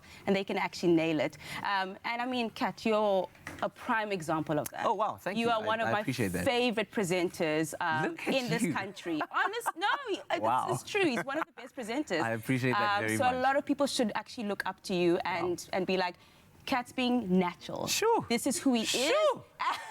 Don't stop. Look at this. Look at this. No, but listen, but seriously. Have you had that experience, standing in the queues, preparing hours and weeks and months on end for this opportunity of a lifetime that you got? Yeah. When you flip the script around and you place yourself in that judging seat, how did that experience that you had inform the way in which you judge? Did you have are you like the kind of soft-hearted person that looks with mercy and empathy upon these individuals, and you're like, oh, but I want to put you through because you're so cute, or you like straight down the barrel? No, you're not good enough. Go. How did you feel it informed how you judge? I think I had a lot of characters. 1 minute I was Simon Cowell. Yeah. The next minute I was Mel B. Like all in one. All in one. It's just like sometimes you have this moment where you go to someone, you've got such potential. Yeah. I can see it, but you need more time. Yeah. Come back next year. Yeah. Or you've got someone who's like, guys, there's something there. We just need to take it down a notch and fix it and fine-tune it for them to fit into that position. So I think I experienced many different characters that sometimes I was just like, yeah, I'm being such a Simon Cowell right now, but But listen, you were doing your job, and you're responsible for getting the 2 new faces that are going to be part of the Feel Good Breakfast show. So you do take it seriously, and we appreciate that you do. Absolutely. Now, how do you feel the City of Gold measured up in terms of talent? Because there's always like this battle of the cities, right? We've had the Durban auditions, we've had the Cape Town auditions, and now it's Joburg, where the melting pot of creative broadcast talent really is. I mean, that's where it's all at. Everyone goes to Joburg to go and make their name. So how do you think they measured up? They did well. Joburg always does well because you've got people from all over the country coming to Joburg to shine. They want that opportunity. They're not waiting for presenter searches. They're not waiting for anything. They're just like, this is my dream and this is what I want. And then an opportunity like this comes. They come out, and they come out in numbers, and they come out with the talent. So Joburg's looking good. Yeah. Crossing fingers that one of the ones that I was like, yeah, this is the one. He is the, or he is the. I found them. I found them. I found them. Dude, this is a huge opportunity for them. It changes their life. It changes their dreams. It changes everything around them to create something awesome. Something that I really find very of value to myself, should I say, is that I love creating opportunity for people. Wow. In the work that I do from a social perspective, to my career, like that's what we're here for. That's my service, that's my legacy. Wow. So that's all I want to do for someone on the SABC3 presenter search. And thank you so much for investing your heart into this, because I can really see that it is there. And it's a passion job. I'm certain that we're going to be getting the best results on that episode tomorrow. Thank you for joining us as well. You're going to be around for a little bit. Of course, I'm here to play, guys. Fantastic, fantastic. Now listen, there are 10 more episodes of this journey to finding out who will take the 2 coveted presenting spots right here on your Feel Good Breakfast show. So share in this excitement process with us, or the exciting process with us, to see what all went down at the Josie round of auditions and callbacks by tuning into Presenter Search on 3, the Expresso edition, tomorrow night at 7:30, with a repeat on Saturday afternoon at 1 p.m. right here on SABC3. Of course, where the stage is yours. Own it. Catch the final auditions for Presenter Search on 3, the Expresso edition, on Wednesday evening at 7:30 as we head to the City of Gold. Does Gauteng have what it takes to impress the judges? Roger Good, Tando Tabete, and Dr. Musam Tombeni. It's your time to shine with Presenter Search on 3, Wednesday evening at 7:30. Repeat Saturday at 1 on SABC3. The stage is yours. Own it. Yes, the stage is yours. Own it. It's a Tuesday morning here on your Feel Good Breakfast show. Thank you so much for choosing to wake up with us. It's time for us to check out the latest movie trailers of this week. JP Sebastian, our resident movie guru, he spends so much time just finding these trailers and bringing them all to you right here. JP, so good to have you here. Yo, I could literally be napping right now. No one would notice. Tabito is filled with energy for some reason. Like, having that cafe, man. I could be on autopilot and no one would know. My eyes are closed right now. You can't afford to be on autopilot. You've got these 2 really exciting films. How's this one? Parasite. 2 families, one rich, one poor, but of course greed creeps in, and it's a recipe for drama. People who think they have bigger plans, and then life bites you in the bum, kind of thing. Yeah. So this movie, Parasite, just won the Cannes Palme d'Or award, which is the most prestigious award you can win at the Cannes Film Festival. Yeah. So also, I think expect to see it at the Oscars, and I don't think just in the foreign film category, because as you probably noticed, it's a film that is not necessarily... Well, okay, I'm not going to make the presumptions or whatever. Why would you think that it's not in English? Why would you think that, JP Sebastian? I suppose for one thing that the director is Bong Joon-ho, and he's one of my favorite directors right now. He's become a modern master, and that's since I think we were first exposed in South Africa, at least on the big screen, to Snowpiercer, then on another streaming service, the name of which I probably can't say because I get sued. You can watch Okja, which is also such a beautiful movie. Everything he makes is like a scalpel of capitalism and the sort of implosion that we're leading up towards, and where the story plays out in this minor microscopic setting is that you have this desperately poor family like you were talking about, and they decide, well, it's not totally like evil that we're going to dupe our way into working for the super rich 1%er type family, because the children, well, the son of the family, or the poor family, wants to work as an English tutor, the daughter wants to work as an art therapist, I think is the word, and they sort of weasel their way in by doctoring the paperwork a bit here and there about what their capabilities actually were. They obviously are qualified, but anyway. So they earn the trust of this rich family, but of course somehow... And then sneak further in, as well as providing other luxury services, I think, including, home care and all that kind of stuff. And then they become themselves this sort of poor family. I haven't seen it, but I get the sense that they become defenders of the rich family, want to keep other sort of poor names out of the household and whatever. Dramatic. And so you can't really call it dramatic with Bong Joon-ho. What's he's so amazing for is that anything you watch, genre just mixes in ways that doesn't respect compartmentalization. Like, this is the drama scene, this is the comedy scene. Yeah. When you watch his movies, you'll find yourself welling up, and you won't know why, because you were just a second ago laughing at something else. So critics are saying this thing is a weird mix of emotions that you're just not ready for. It's layered in that way. I suppose it sounds like that's the type of storytelling that Bong Joon-ho is good at doing. But of course, the cast of characters, that's very interesting for me always. Well, so he's got some of the regulars returning for himself. Such as who? You're going to try and make me say names of foreign actors who I've not been yet accustomed to, but I have seen them before in Mother, The Host, and Memories of Murder is the other film that he's done. But he's a master at his craft, and at such a young age, expect to see more and more great things from this guy. October 21st, I think, is the date for South Africa. Critics are saying best film of the year. A lot of other critics are saying probably top 10 of the decade already. It's one to check out. It sounds like it. So Underwater is the next one. It's about a crew of of underwater researchers, they must scramble for safety. Well, why are they doing that? Why is this scrambling for safety? Because it's like, why must that happen? Please, please don't get stuck anywhere. I hope you have airtime and reception, because this is not scrambling for safety. You just my swimming abilities if I'm stuck scrambling for safety in water trying to swim out of it. But what happens here? Okay, so as you can see from the post already, I think that you can probably get a sense that it's good.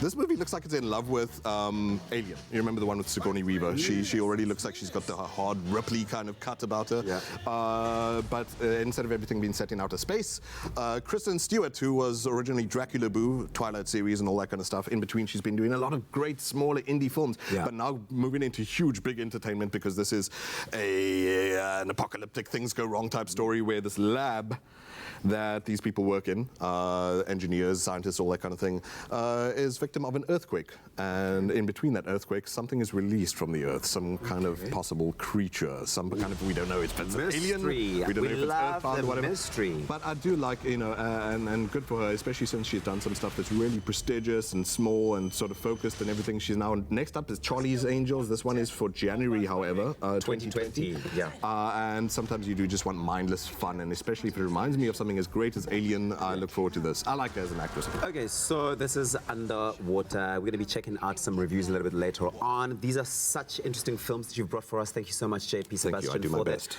Let us know on our social media what you think of these films. Head on over to our YouTube page. Check the trailers out. They are out. They are exciting. Sounds very exciting. Refreshing as well. Movies to check out. Oh, yeah. But more movie action coming up with JP Sebastian a little bit later on here on your Feel Good Breakfast Show. So don't go anywhere. The search is on for the next brand ambassador. After an astounding number of entries, one text message can change it all. 10 regional finalists have been chosen in the mother city. What will happen when you put these creatives together in one room? Tensions will rise, boundaries pushed, and concepts scrutinized. That's the next brand ambassador, Thursday at 7:30 p.m. on SABC3. The stage is yours.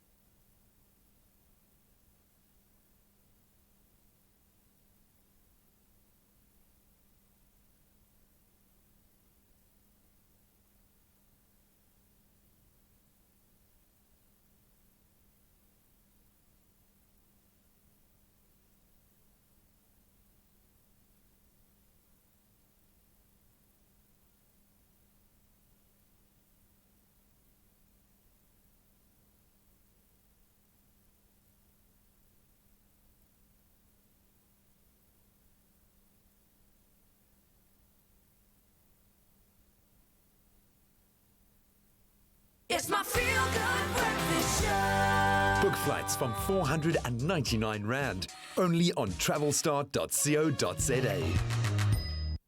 Yep. Get on those flights right now. Get ready to blow out some birthday candles and watch your Travel Start dreams come true with travel gurus at Travel Start as they celebrate their epic, and it is truly epic, 13th birthday blowout sale this week.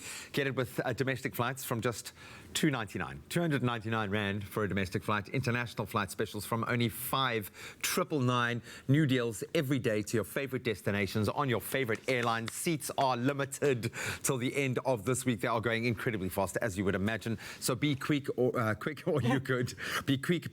Do whatever you can. Get on it, because you could miss out. Linda, is this the best? First, happy birthday. Thank you. I look great for 13. Hey? You do. You look fantastic. Yeah. You and I kind of share a 13-year-old's, I think, enthusiasm for life. This is true. This is true.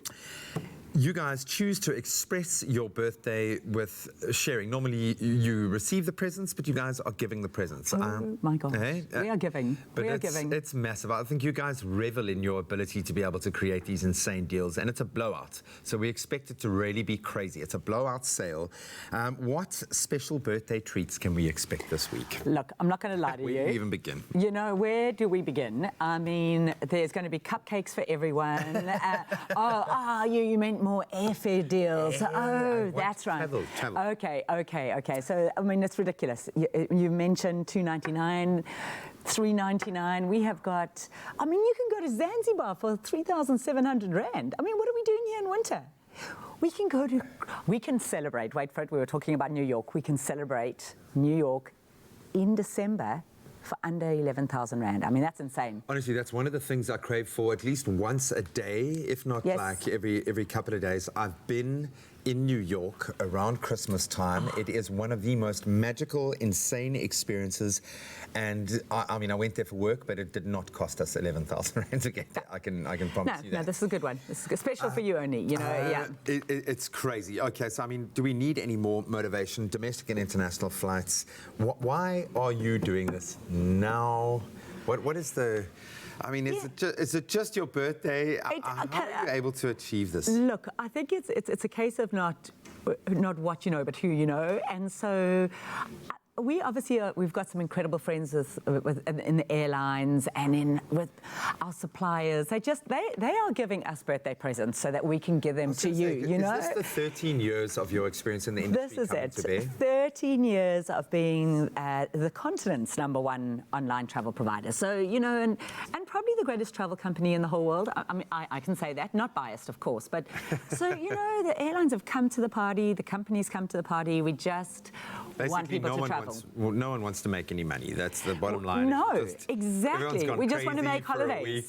We want to give holidays and bucket lists, and that's what we're here for. You know? But I think it also does create a relationship that can last for life. So I do understand the motivation. Once someone trusts you in the travel space, that becomes a partnership. Exactly. And once people have had a taste of New York in December, they will want to do it again at any price. Any price. How do we get $2.99 for a domestic flight? And I'm asking purely for myself here. Okay, no, you are. Because you've already asked me that. Yes. So I'm going to tell you now. So I think you know, what I really want to say to everyone with our sales is that you've got to go online and follow the birthday kind of little tabs and then just read the kind of the availability of the dates. So we'll make it very clear when those $2.99 fares. Cool. Yeah, and you know what? I'm not going to lie to you. You're not going to get it on the 22nd of December, coming back on the 3rd of January, because your friends got in there earlier. You know, people are more organised than us, and they booked a long time ago for those dates. So these fares are largely off-peak travel. There is a lot of availability through October, November, but December is getting pretty full. So my advice is just get online, follow the airline pages, follow the dates that we have available, and you will find your deal. You will find your deal. But do it now. Do it now. like as now. you are listening to I don't know why are you still listening to me? You know, get on there, get online, and make this happen. So that being said, within that maelstrom of specials and finding that balance between what's on peak, off peak, what destinations would you recommend? How do we go about looking for the right destination, and what would you recommend in that space? So I think I've said this before that, you know, choose. So everyone has got a bucket list destination. Completely. And if it means that much to you, then sometimes you just have to be very flexible with your dates. So kind of like move your wedding. Move your wedding, people. Move the wedding, and you know, let the destination determine your dates rather than the dates determine your destination. So you know, so if you're prepared to be flexible, then you can get anywhere. There is from London, Miami, most places around Europe. I mean, there's direct flights, indirect flights. Most airlines have come to the party with sales for us. So we're looking Mauritius, Dubai, Miami, London.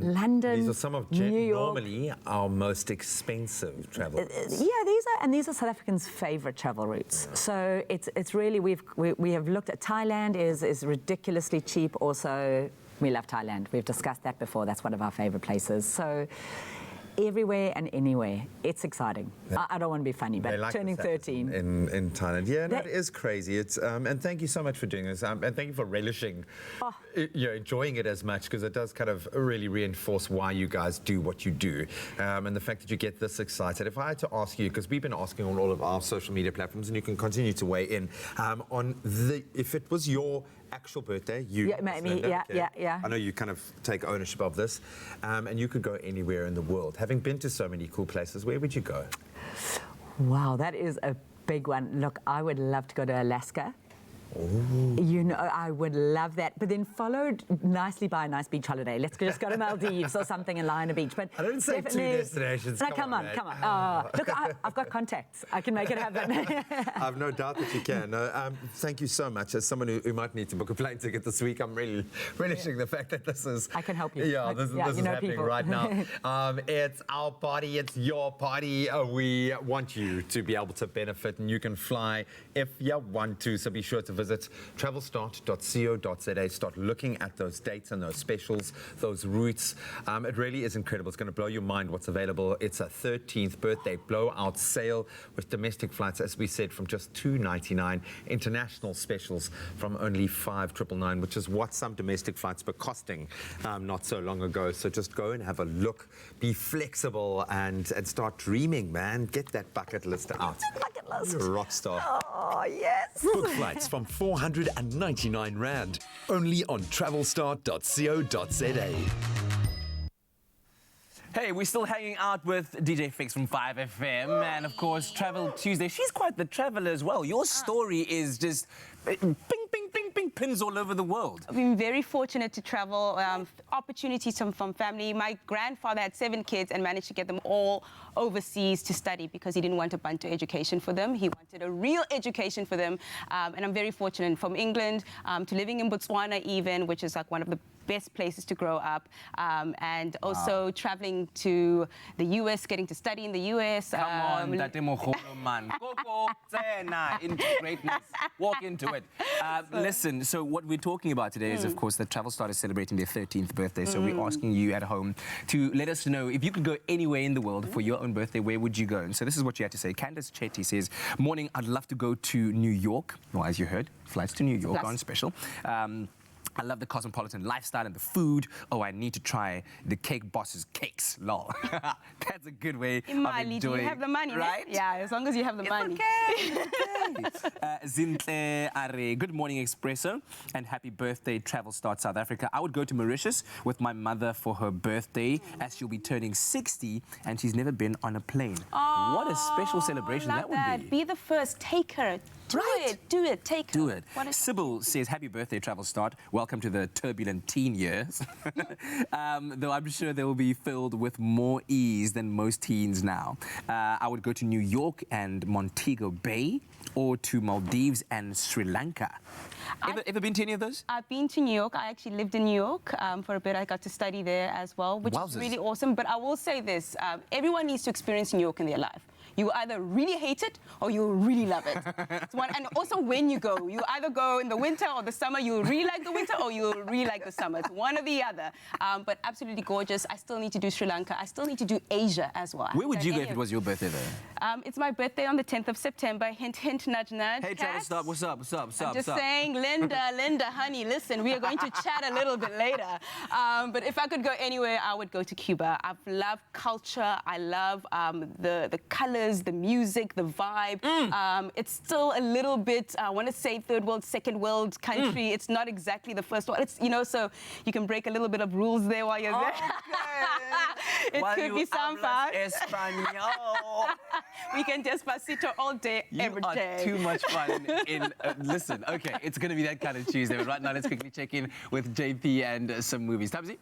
Yes, it's time for us to check some movies. Look, everyone's talking holidays. Sigh for. And we had to talk movies. When was the last time you've been overseas? 2 months ago. Oh, okay. But that was a big sigh. That was like a 4-month sigh. Jeez. Yeah, I need a holiday. Well, listen, it's that time of the morning we get to check in with JP Sebastian once more and look at a movie review. This time around, you've got Good Boys. Yeah. Good Boys. What you gonna do when they come for you? You have an amazing imagination. Altogether. Yes. But this one here is about 3 6th-grade boys who ditch school, and then the story begins. Take us through it. As you can see from the poster already, I probably can't show you any clips from this movie because it has a big R under the name. So you've got an R-rated movie with kids who are like not even 10 years old, and that's the whole charm of the thing anyways. They've got to specify on the poster as well, you must be this tall to see this movie. So whereas other movies are like, man, oh no, we're losing some audience, the big bragging point, of course, is that this is an R-rated thing. Yeah. If you like names like, say, Seth Rogen or Evan Goldberg, these are some of the guys who, so they were in the production of this movie. Previously were involved with, obviously, This Is the End. Seth Rogen, we know from Pineapple Express all the way through to Bad Neighbors 1 and Bad Neighbors 2. King now as well. Yeah, of course, yeah. Which is decidedly less R than Good Boys. The story being that these 3 kids, Jacob Tremblay, who's actually an Oscar nominee since the movie Room, which was gorgeous. The little boy who you've seen there now, confusing, by the way, a tampon for something else, because this is a lot of what the humor revolves around. As kids do. Little boys not knowing the ins and outs of human life. Excuse the pun. Yeah, sharper than me. They go on this adventure to try and get their first kiss, this Jacob Tremblay, because he's got a crush on a girl at school. There's a party tonight. So it's basically the same formula as every frat boy movie you've seen before. The big party, the first time the guy's going to, get his first time, or the girl's going to get her first time or whatever, and everyone's going to get loaded, except obviously they're little kids. So there's maybe one scene where someone sips a beer, and then that's like the Stone scene. So they're very cute scenes like that, where kids think they're being hardcore, and they're actually not being hardcore, and then there are a bunch of, unfortunately sad times, recycled jokes where we're like, okay, we get it. They think that, say, a misogynist is someone who uses essential oils to relax someone or something like that. Or like I said, for example, confusing tampons. Some cute chirps there. There are a lot of things that are quite adorable. And it's great that the cast, I think you make a good decision if you're writing a story where, 3 kids are trying to discover this learning curve of theirs, of this other world of, say, sex and drugs and rock and roll that they know nothing about. If you don't write them to be too obnoxious and irritating, unfortunately, they're not. It's not like South Park, basically. Yeah, but to have a movie like this and have it so R-rated, why, JP? Why is this the case? Because especially if you've done, everyone's comparing every other movie that comes out now to Superbad. Everything feels like a rehash of a rehash. Yeah. Maybe it does put a new, fresh spin on it. It's not obviously going to break the mold at all, but I did laugh myself stuckent at some scenes. It's definitely the kind of thing that's going to become quotable, like the way, Anchorman is quotable or something like that. I love a movie like that. Memorable one-liners. So there are a lot of good ones like those. There's maybe one joke that I think is totally unwelcome. There's one thing that's just skirting the edge of being a bit too grody, and then there's a plenty amount of gross out. It's a nice mix. What's the one standout thing for you about this movie that you think anyone should check it out because it does that thing? I think you're going to find a character who's yours. So in a way, each of the 3 of them, they're sort of like id, ego, and super ego. You've got the one kid who's trying to negotiate good and evil, and what are the limits he's willing to go to, where is he willing to stop. The other one's a pure sweet little angel, the gentleman on the left there, and then on the far end is the kid who thinks he's a rock star, but he's dealing with the fact that he's been bullied at school and all that kind of stuff. The popcorns, my friend. So the popcorns, my friend, I'm really surprised when I get to say this about these kinds of things, because like I said, it feels like the same mechanic on an old mechanic on an old mechanic, but 7 out of 10 for Good Boys was a jolt, and it's probably going to be the funniest movie of the year for people. Like I said, not necessarily reinventing anything ever, but sometimes you do just want to sometimes you want something familiar like that. 7 out of 10, that's really good. Thank you so much. You just want to let your hair down, about that. Good boys. Okay, well, that is a review from our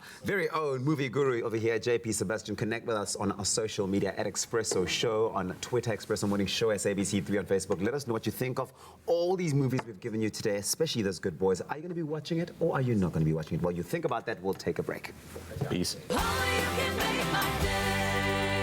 There's nothing smoother than winning when you buy Tropica. To enter for Tropica Island of Treasure Curacao, buy any size and your favorite flavor of Tropica in fresh or long life. Find the unique code behind the label or the sticker, then follow the entry details on the pack and you could win daily prizes of airtime, cash, LG Q60 smartphones, 55-inch LG UHD smart artificial intelligence digital TVs, steam dishwashers or Caribbean tan hampers. That's more than 100,000 prizes.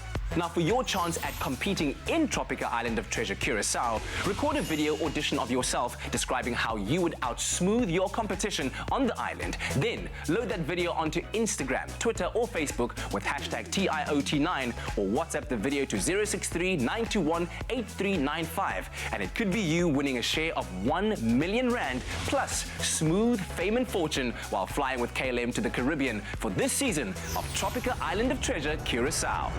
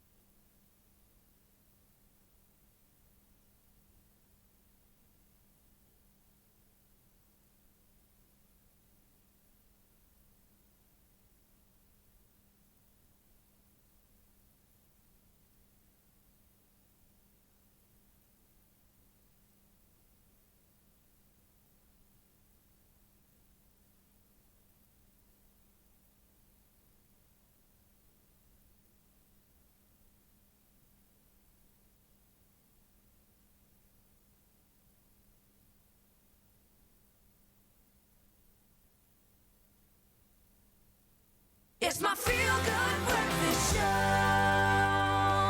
Welcome back. This is your feel-good breakfast show, Expresso on SABC3. Thanks so much for joining us at the start of a brand new day. We are in the company of greatness. Fikile Mweti, a.k.a. DJ Fix. Oh, stop. She's become a part of the fabric of the weekday radio listening and, of course, part of Princess's morning today. I can't complain. Thank you so much. You're a favorite. Thank you. I know. You're a favorite. Hopefully, Mrs. Princess has your order right. How do you drink your coffee? I don't really drink coffee. So what do you drink? What do you drink? I'm quite a health freak sometimes. Yeah. So I'm a very tea girl, and do you do tea? And if I do have a coffee, Yes. I'm going to bounce off the walls. I'm just going to tell you that because when the caffeine hits in, ding ding ding ding ding ding. And you already have such energy. I already have such Right. energy. This is why I don't really do coffee. But for you today and for my cafe today, I'll definitely do some coffee. Hey, listen, enjoy yourself. Yeah. Enjoy yourself. Of course, she is part of Forbes and Fix and has been so since 2012 on 5FM. She's a radio personality. You're an MC. You're a voiceover artist. You're a motivational speaker. You're a philanthropist. You're a super mom. You're a powerhouse.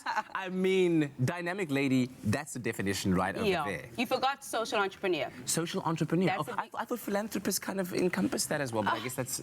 It does encompass it, but I specifically studied social entrepreneurship. It's something I'm very passionate about. Yeah. I run a scholarship program called the Fix Scholarship. Yes. Where I give opportunity to women to actually invest, scale, and grow their social enterprise. So if they see a problem within their community, I'm kind of like, how can I help? How can I help? Let's get you into a school to help you scale your business, to help you grow it. And yeah, it's like a little incubator that I try to create for them. A lot of our world is characterized by self-absorption and some degree of selfishness and self-gratification in the things that we receive and how we live.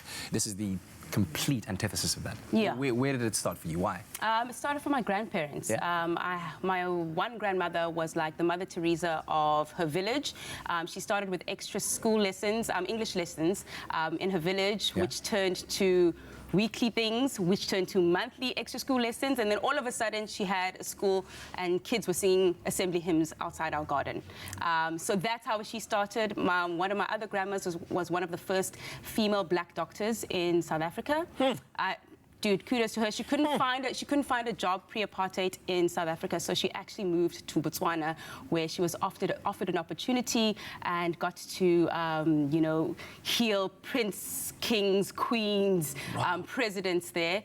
And then my other grandma went from standing outside her school because she didn't want a Bantu education to standing next to presidents like Nelson Mandela, Thabo Mbeki. So these women have created this opportunity, this line where I'm just like, we also need to create opportunities for the others, and this is why I do what I do. You come from a legacy of greatness.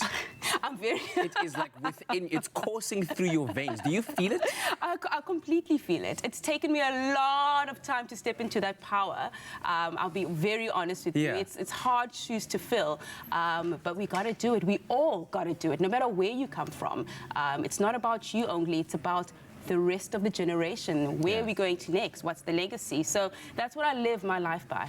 I want to touch on just like a point of relation, right? Because here you are in your power that you're standing in, very rightfully so. What are some of the challenges that you've gone through? Perhaps highlight one that's been your toughest challenge and how you overcame that, because we all encounter these challenges in our lives on different levels and degrees, and somehow we have to fight through them in order to stand where you are right now. I think the hardest challenge of anything is being true to yourself.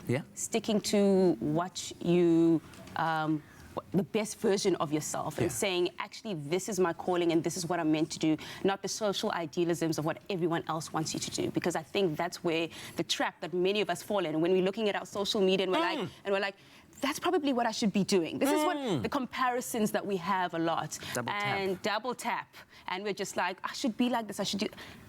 Be the best version of yourself, because I'm telling you, that's where your service is, that's where your value is, that's where you're going to probably make the most of your money as well, because if you really love what you do, you're going to make good money from it, and you're going to be happy with who you are. And you still find time to remain fit, huh? Clearly, DJ Fix has 27 hours in a day. Is that a very important part of your life? Absolutely. I don't do this just only to look good. It's mental health as well. I've played sport. I've been an athlete my whole life. I used to play. Don't laugh. No, I won't laugh. Don't laugh. We did this on my radio show the other day. We said, what were you the first person to do in your family? I was the first person to know how to swim in my family. I remember this blackfish at 11 years old. You know why I'm laughing now? I'm like, my family still hasn't had the first black person or the first person to do that. I'm still trying to figure it out. Please, I'm getting there. Please change that stereotype. Look, I'm working on my... Dextro. Not even. No. Swim. We're still working on the treading water thing. We'll get to the Chad Leclerc levels later on. Please, can we just have a start? Dude, I taught my mom how to swim when I was 11, 12 years old in our back garden, in the pool that she got so I could practice my own swimming. And I was a national water polo player. I'm being for real. I'm being for real. Stop. What on earth? That's crazy. That is on another level of Where do these arms come from now? Come on, I'm joking. Listen, put that into your coffee this morning, take a sip, and tell me how good it tastes. Fix is in the studio, ladies and gentlemen! Fix managed to be the first in her family to know how to swim. There's no one in my family that knows how to swim. It's unforgivable, and you're going to be that person. You are going to be that person. We're going to get you in the water. Can you please put... Yes, Nana. Yes, Nana. She says, I do know how to swim, man, and I'm teaching my son how to swim now, and you have that opportunity. You can do it on the show. We've got the tools. Can you please put 2 extra spoons of overachiever in my coffee so I can have a little bit of what Fix is drinking every morning in her life? Incredible young woman, painting an awesome picture for other young women out there. Absolutely love it. But we've some time in the third and final hour. Time is ticking. I'll have a cappuccino as well, but 100% Arabica. Okay, While we do that, go fill up your cups. We'll see you after this. We'll see you now. Taste loved by those who have tried it. McAfee, great coffee, simple. See you after the break. It's Travel Start's 13th birthday blowout of unimaginable discounts on flight and holiday packages, and you are on the guest list. From the 26th to the 30th of August, get each day's new domestic, regional and international flight deals on major airlines at amazing prices. Make your travel wishes come true with exciting new routes revealed each day in Travel Start's newsletter, on their flight booking app, Flap, and follow their social media to be the first to know.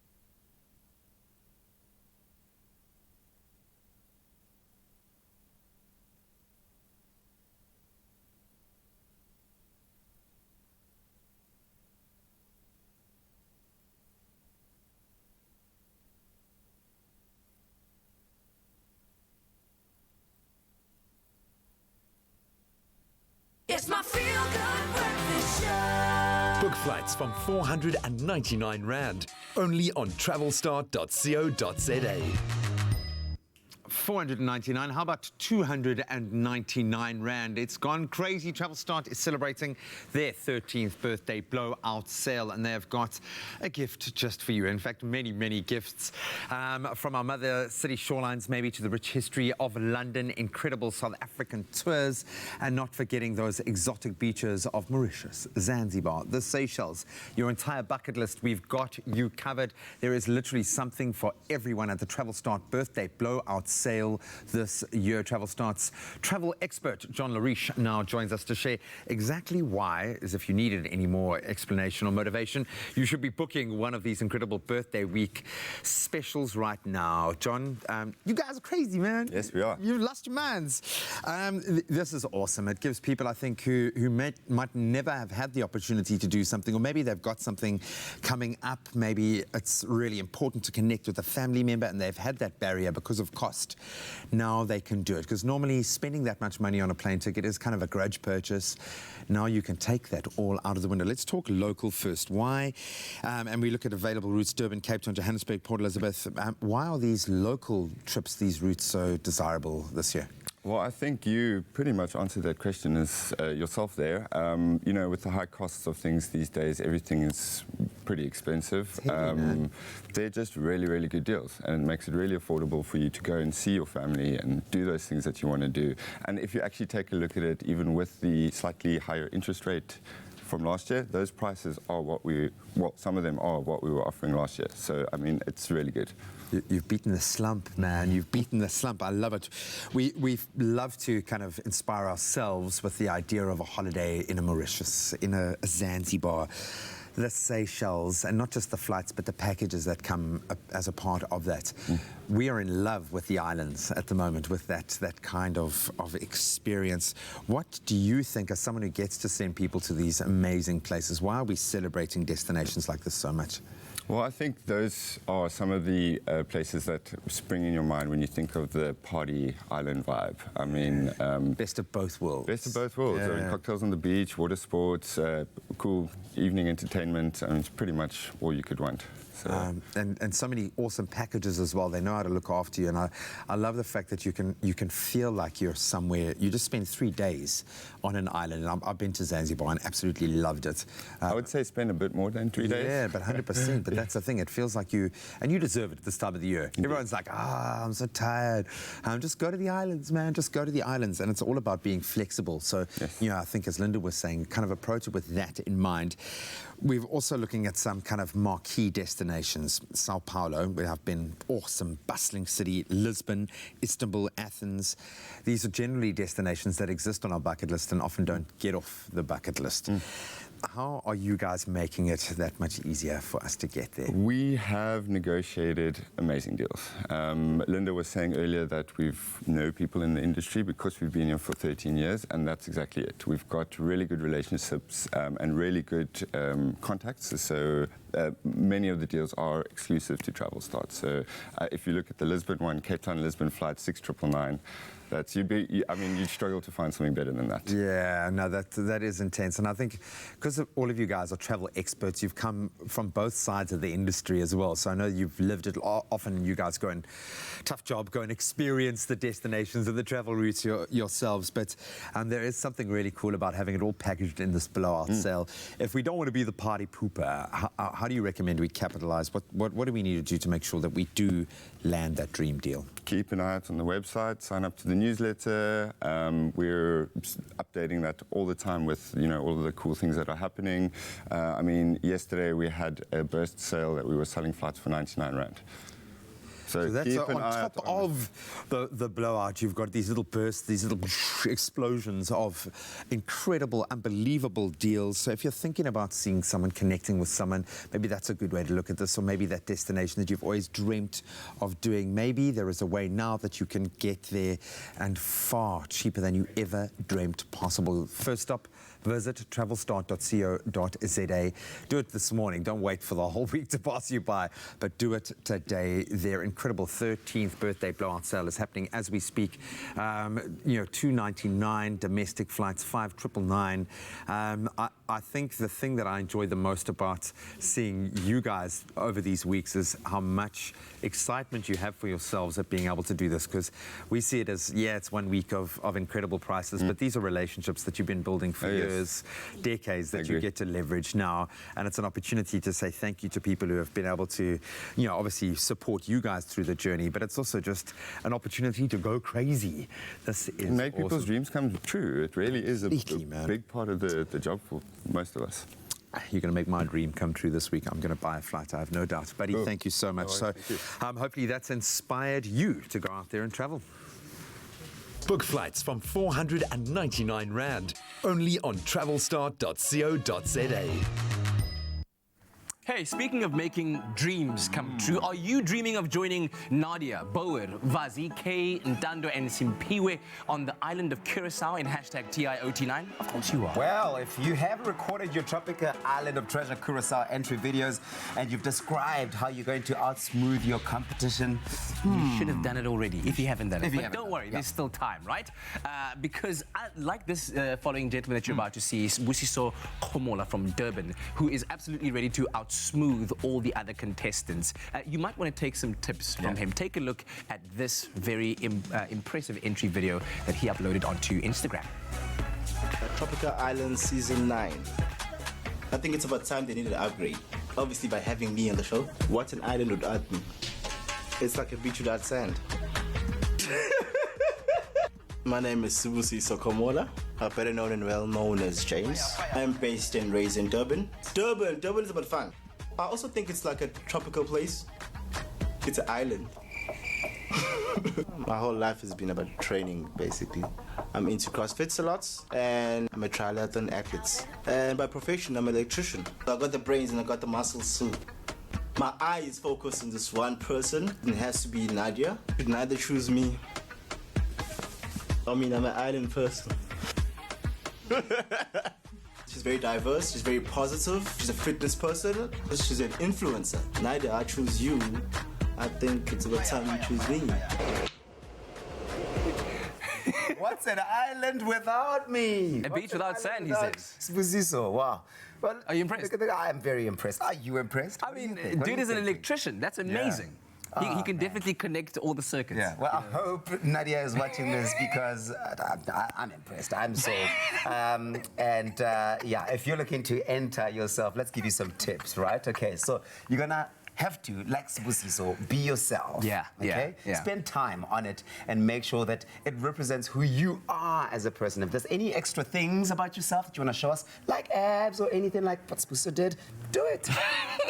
Make sure that you do discuss your strengths and why you deserve to be on the island, and be quirky about it. Keep the video punchy, short, entertaining, like he did there, calling Durban an island and then adding the crickets, like crick, crick, crick. It's a funny moment, and that makes sure that it sticks, you know? Yeah. It's part of what makes him unique, and that's what we want to see. What makes you unique? Yeah, and we also want to know, why would you be the best teammate to the person that you want to be teaming up with? Yeah. But we really do want you to be creative. We want you to think outside of the box. We want you to bring in that element of surprise. It's good to nice. So there you have it. So to win smooth fame and fortune, do record a video of yourself describing how you would out-smooth your competition on the island. Then load that video onto social media, onto Instagram or Twitter or Facebook. And of course, it's very important that you include hashtag TIOT9. Fill in the entry form on tropica.co.za and submit your video. And it could be you winning smooth fame and fortune in this season of Tropica Island of Treasure, Curaçao. T's and C's apply. And of course, you can find more information and the T's and C's on tropica.co.za. Yeah, now, of course, if you missed all of these steps, take a look at this, just to recap for you. This is Season 9 of Tropica Island of Treasure. Welcome to Curaçao in the Caribbean. Buy Tropica and come find your smooth fame and fortune. Audition online now to compete with your favorite celeb, and you could join us in paradise and stand a chance to win your share of a smooth 1 million rand. Grab a Tropica for details and see you in paradise. The more Tropica you buy, the more chances you have to win hundreds of thousands of prizes. Tropica, nothing smoother.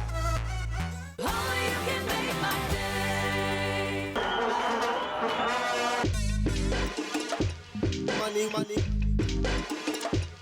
Money, money.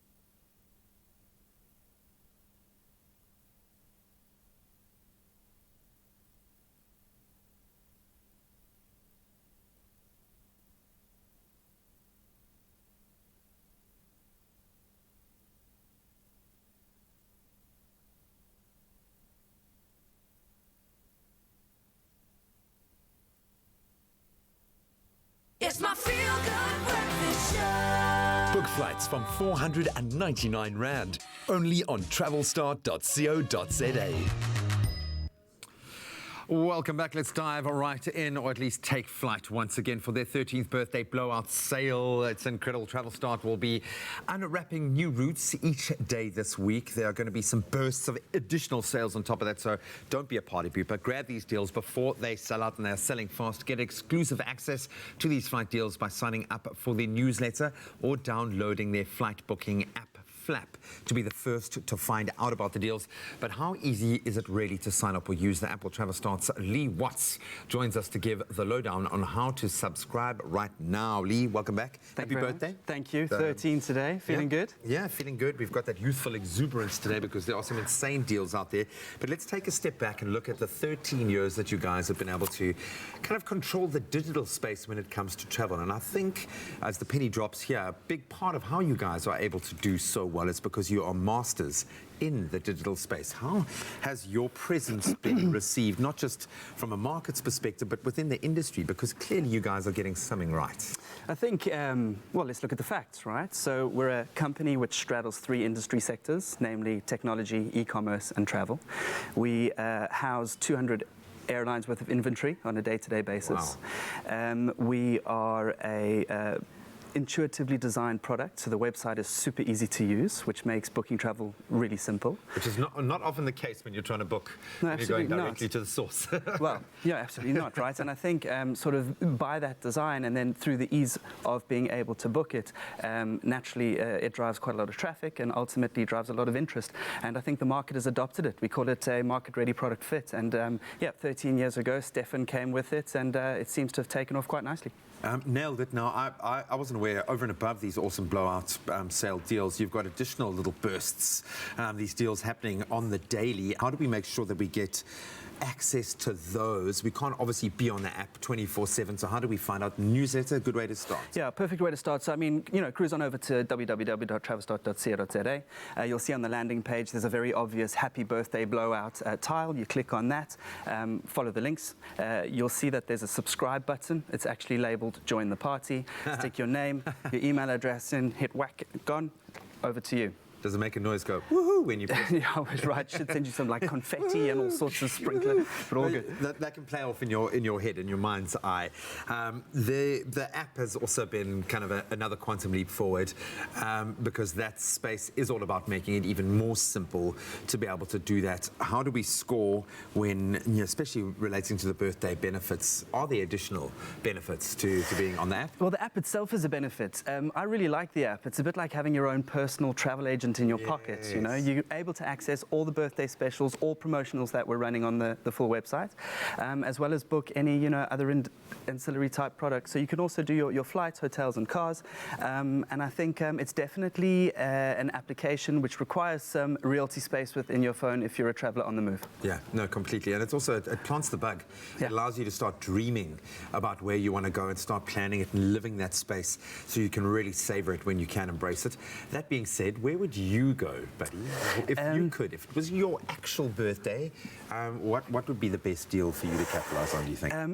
There's a brilliant little island, it's a Portuguese island called São Tomé, and it's off the west coast of the African continent, smack bang on the equator, sort of just underneath Nigeria. It's amazing. They've got tropical wildlife, fields and fields of cacao plants, so chocolate for days. And I think it's one of those hidden treasures, one of those real and not anymore. There's a top tip there as well. So Targ, it's probably one of our cheapest fares that you can get at the moment, so well worth checking it out. Go and explore a little bit on the app, online. There might be a route, a destination that you didn't even know existed like this. Buddy, thank you so much for all the hard work you guys have put in on the back end. I know this is a massive kind of culmination of a lot of wheeling and dealing. You guys have done a fantastic job. The prices are ridiculous. It's our party, and you can fly if you want to, so be sure to visit travelstart.co.za. That's the starting point, but you've got to get on it right now. Don't wait for the whole week to pass you by. It's their incredible 13th birthday blowout sale. Domestic flights from just 299 Rand. International flight specials from 5,999. We've even heard about those little burst sales as cheap as 99 Rand for a local flight. You've got to get on the newsletter. You've got to get on the app and start exploring.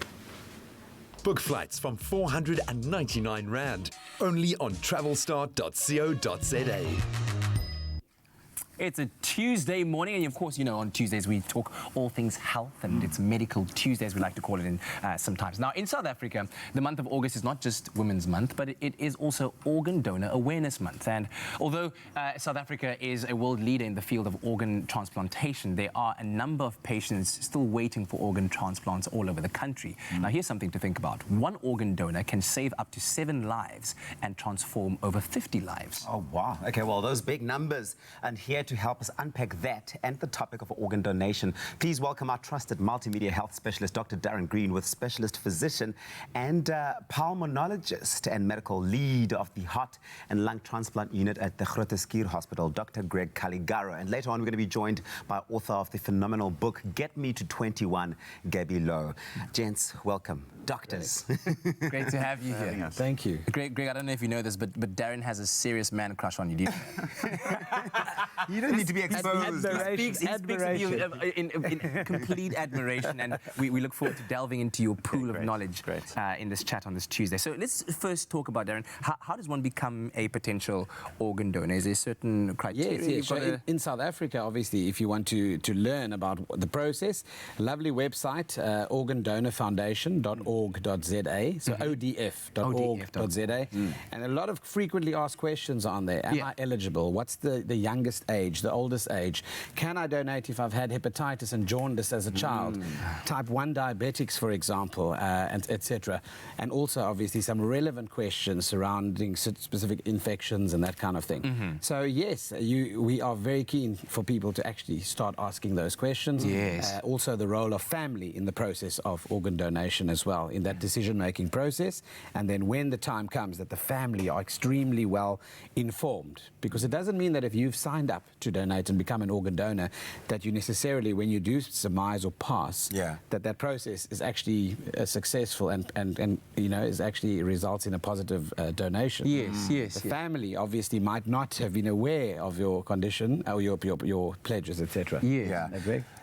So there's quite a bit to consider when it comes to donating and making that decision to donate. Can one still be an organ donor if they've got a pre-existing medical condition, say HIV, for example? Do they need to do tests? Okay. Well, I mean, firstly, what you have to say is that almost anyone can be an organ donor, bearing in mind that there's lots of organs that are being donated, and that whether one of your organs is not suitable doesn't mean that any of the others can't be used as well. I mean, an example would be someone with long-standing diabetes. We would be quite circumspect about taking a kidney from that donor, but the lungs may be perfectly usable for organ donation. So it really depends on your state of health at the time of your death. And something like HIV really is a moving target, because as you know, historically it's been a contraindication, but with advances in ARVs, I mean, it's basically becoming like a chronic disease. At Groote Schuur, we've got a pioneering HIV positive to HIV positive kidney transplant program. So those indications are expanding on an almost kind of weekly basis, and it's certainly not something that we would discourage someone from becoming an organ donor because they're HIV positive. Yeah. Let's quickly delve a little bit more into your world, Greg, and understanding what are some of the most in-need organs. Right. And generally, if a person were in need of such an organ, how long would they be waiting for to get that transplant done? That's quite a difficult question to answer. I mean, if we look just at the figures, there are about 5,000 people, more or less, that require an organ transplant in South Africa. The overwhelming majority of those are people who need a kidney transplant. Now, the reason for that is that if your kidneys fail, we've got a support modality, namely dialysis, where people can be kept alive indefinitely. It's obviously very time-consuming. It comes with its own complications, but you can wait for years on a transplant list for a kidney.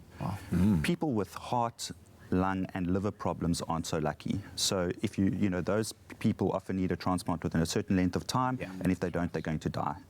There aren't a lot of support mechanisms to be able to keep them alive while waiting for a transplant. So the length of time you wait is very dependent on which organ you need. It depends on your blood group, because we can usually only transplant across blood groups. There are sometimes some sizing issues, so you can't necessarily take lungs from a 1.9 meter tall rugby player and put them into a 16-year-old a woman. And lastly, of course, there's the cross-matching, so whether you've got antibodies against the donor lung. So those can be quite variable, and people can wait from a matter of days or weeks to years on a transplant list. And that's very demoralizing for doctors and patients, because I always like to say to people, or to my patients, it's like you're training for a marathon, but you don't know when the marathon's going to be. Wow. And, long wait list mortalities are discouraging, and when your patients die on waiting lists, it's a very demoralizing thing for patients and for doctors. And I think that just goes to highlight the need, and that's what we are trying to create awareness around during this conversation. And please do engage with us, throw those questions onto our Facebook page, Expresso Morning Show SABC3. And if you'd like more information, check out that website, odf.org.za. There is an emergency line on screen, and also a toll-free line on 0800 222 6611 if you'd like to find out more information. We'll continue our conversation with the doctors shortly.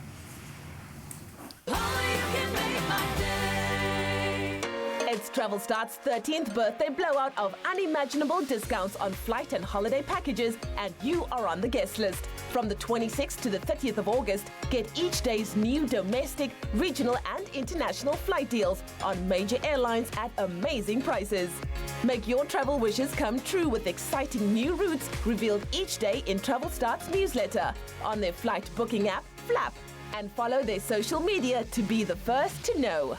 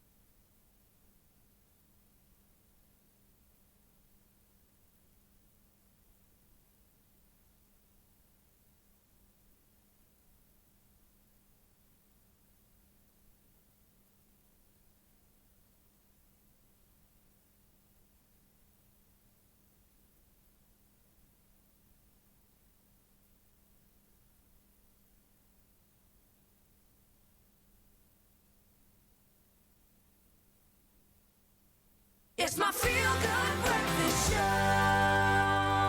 Welcome back. This is your Feel Good Breakfast Show. It's a Tuesday morning, the 27th of August, and the month of August is Organ Donor Awareness Month in South Africa. We are trying to broach that conversation, a very difficult one at times to have, regarding the need for organ transplants in South Africa, the many patients that are still on waiting lists waiting for organs. And of course, if you're looking for more information, go to odf.org.za. You can dial 0800 222 6611. And of course, we are in the insightful company of Doctors Darren Green and Dr. Greg Caligaro to chat to us about this. And we've been sharing some thoughts all throughout. And one thing that you wanted to highlight, Dr. Caligaro, was how many transplants actually happen in a year, just so that you can bring us into the field of what's happening on the ground. Okay, so I'm going to round off just for simplicity, but we do about 500 transplants a year, of which about 150 are corneal transplants. So those are eye operations. So they obviously vision saving, but not life saving. And then the next big group is kidney transplants. Now remember, kidneys, you only need one of them. So if you've got a family member with kidney failure, you can donate them a kidney if you are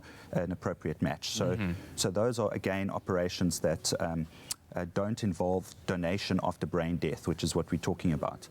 When you get down to the heart, liver and lung transplants, that number is very small. It's probably about 70 to 90 transplants a year.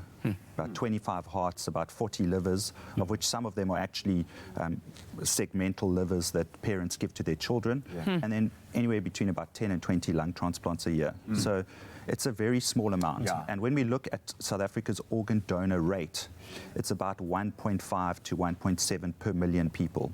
Now that's, you've got to contrast that between two countries like Spain, which are the best. They're about almost 50 per million, and most of Europe and Scandinavia is above 20.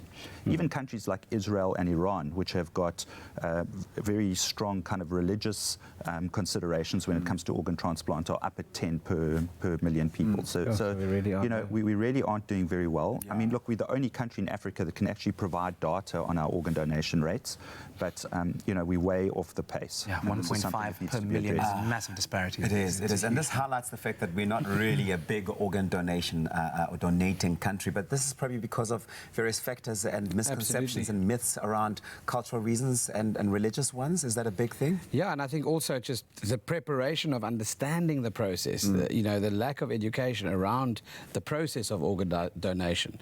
People are scared to ask those questions, and because they're not prepared in advance, when you are in that situation, it's uncomfortable to bridge those conversations. Even in the ER where I work, it's also really difficult at that time if the family hasn't been contacted and prepped for the, you know, for the discussion. Let's talk about another part of organ donation, focusing on tissue donation and how that differs from organ donation. So the tissues that you can donate are skin, bone, tendons, your cornea, and then also your heart valves. So these are much less vascular tissues. So the big consideration in transplantation is what we call ischemic time, the amount of time that the tissue or organ has been without blood flow and oxygen. Okay, because like obviously anything, if that's interrupted, then the cells can die and the tissue or organ can become unusable. Because these tissues are relatively avascular, in other words, they don't have a lot of blood supply, their ischemic times are very long. So whereas a heart or a kidney or a lung or a liver needs to be removed from the body and used pretty soon, those tissues can be retrieved at a later time, even days down the line. So they're much more resistant to this ischemia that we talk about, and of course, you know, they can be used multiple times, and that's why we talk about, although the major solid organs can help 6 or 7 people, you know, those tissue grafts help people with burns and people with traumatic injuries, and one person can help up to 50 or 60 people. So there's really a big benefit to be derived from being a tissue donor. There's so much always some level of need, and it differs from a tissue to organs that can be quite life-saving. How do I know who will receive my loved one's organs? I tell you what, can we hold on that question for a second, because we do need to go to another segment, but we will be back with the doctors a little bit later to carry on discussing this on this very important Organ Donation Awareness Month in the month of August. Sasco, baking together since 1930. It's a Tuesday, so you know what that means. Yes, there are just 3 more days until the weekend, we know, but it's also a Taco Tuesday! For the best excuse to stuff our faces with delicious and wholesome goodness for the whole family. And it is wholesome, incredibly healthy this morning, thanks to the Sasco pulled chicken tacos with guacamole, charred corn salsa, beans and sour cream recipe. We have got the whole party in your mouth happening right here. A healthy and delicious weeknight dinner, a snack anytime really. It looks absolutely amazing. Don't be eating my chicken, Fixie. Don't be eating my chicken. Fixie, we've got the gorgeous overachiever that is the Fixie in studio. Please say you're a terrible cook. I am the worst cook in the world. I know you're lying. I know you're lying. If there's one thing I'm really bad at, is that I'm gonna mess up everything. I'm like a recipe person. So the first thing I always am told is go wash your hands. So okay. Am I gonna go do that? Please go okay. wash your hands right now, because you are getting put to work, girl. Annelieke. Hallo. Hoe gaan het met je kind? Baie goed en jy? I'm all the better for seeing you this morning, because we're doing something really cool. It is hugely nutritious. Yeah. This is delicious. This is probably my favorite flavor palette, these kind of mixes here. Here we go. There we go. That's just yours. Matches the outfit, sort of. No, it doesn't anyway, but it is yours to use. So, Anel, you're going to put Fixie to work here. Yes. So get right on it. So what we're making is a delicious taco with some Sasco bread. So And which variant have we used there? 'Cause we've gone for quite This a is my favorite. This is like a seeded whole wheat bread. Ooh, And it's nice. great to have like a seeded bread because it gives us that crunchiness that you want in a taco. Yeah, so for sure. do exactly what I did here. Just And I love the way you say taco. You sound almost more French when you say make taco. a little hole. It's romantic. Like a hole. Yeah. You just take a cookie cutter and push it down, sister. Push it down. Okay, I've got the strength. You've got the guns. I've got the guns. Let's do it. Use it. Sun's out, guns out. Okay. Have I done that perfectly? You've done that perfectly. Now, just roll it a little bit thinner to get that taco. You see, clever. And these are all Yeah. things that you can do in your own kitchen, guys. Don't blow the budget on... Oh, is that? There Oh, we go. sorry. That's Perfect. enough. That's enough for now. I was about to break the bread. Yeah, I know. We're not making tortillas. We're just making tacos, okay? You wanted to have a little bit of background, but this is something that I think a lot about is creating food. Now that my little one he looks at me eating all the time, and he's got the same lust for food, the love of food that I have. Is this something that you feel as a responsibility as a parent to learn how to cook healthier food? Absolutely.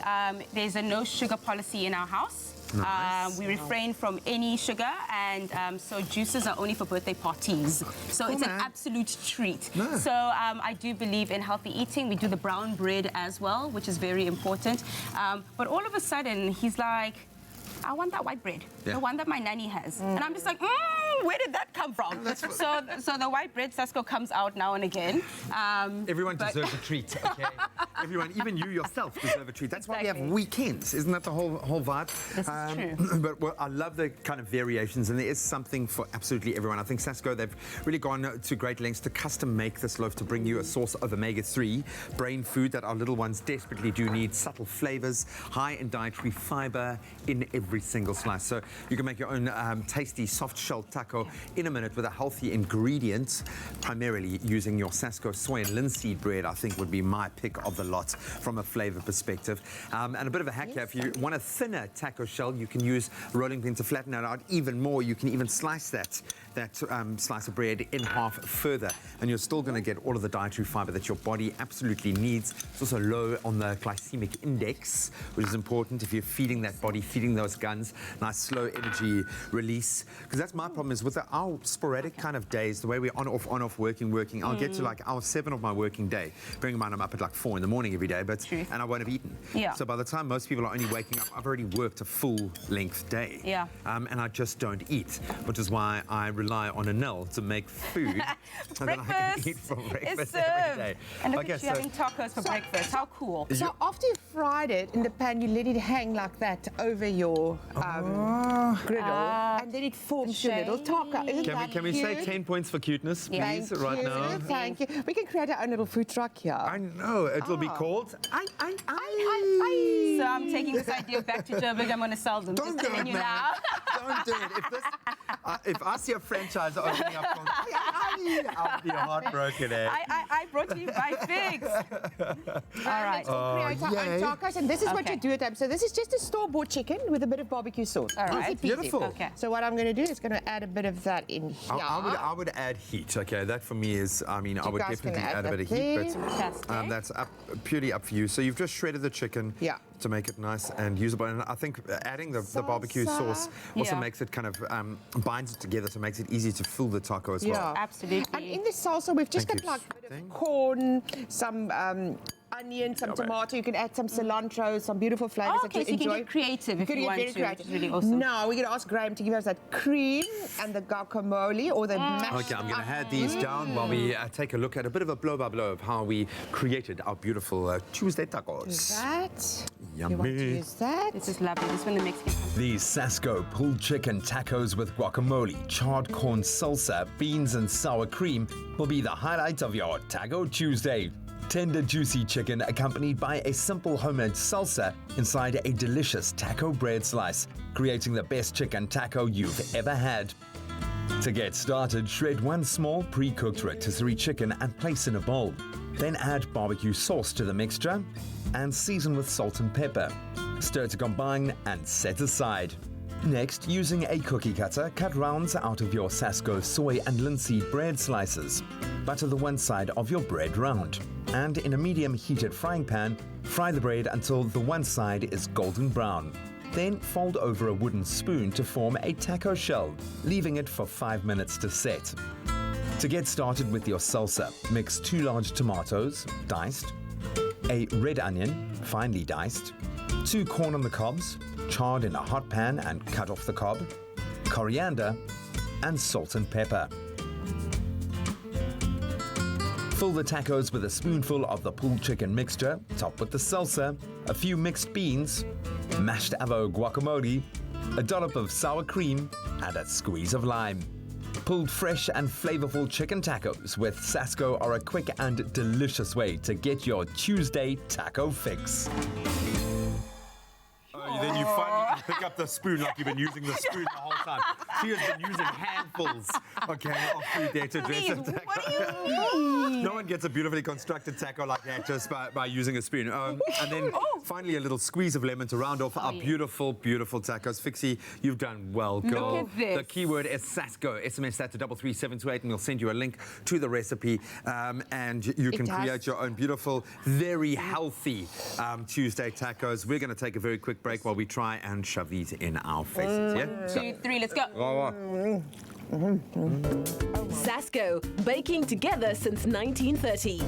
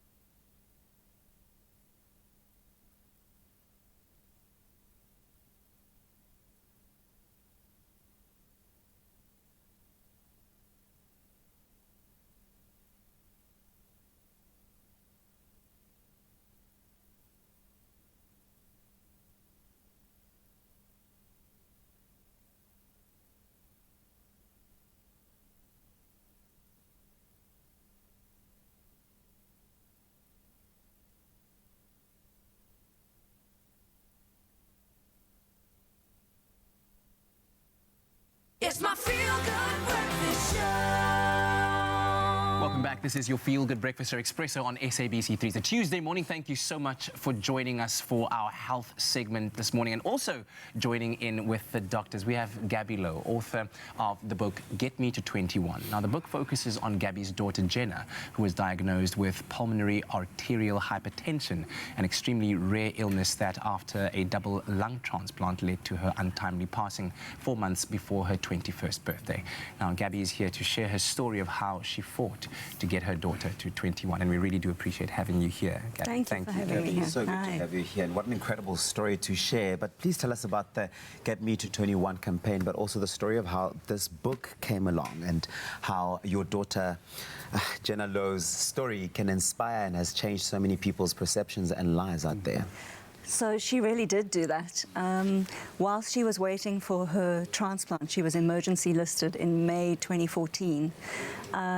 It was then that we realized just how dire, and I know you've been talking about that, the situation is in South Africa around organ donation. There just isn't enough education. We don't have enough donors. It's a dire situation.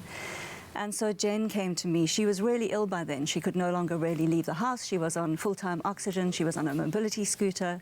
She was on an intravenous medication into her right heart chamber. She was on many medications. But she was still fighting to live. And she was no victim. And she said, what are we going to do? What are we going to do? And that's where Get Me to 21 came from, because she was approaching her 20th birthday. She wanted to get to 21. Well, in fact, she wanted to live. She wanted to do a million things. But she also wasn't even sure if Get Me to 21 would impact her. But she knew that she had to make a difference to others. And so Get Me to 21 was literally a 40-second video imploring the whole nation, inviting everybody to her 21st birthday and saying all you have to do to come is become an organ donor. And that video went viral. Absolutely. In 3 months, she single-handedly changed the organ donation rate by 287%. Wow. There was a 287% increase.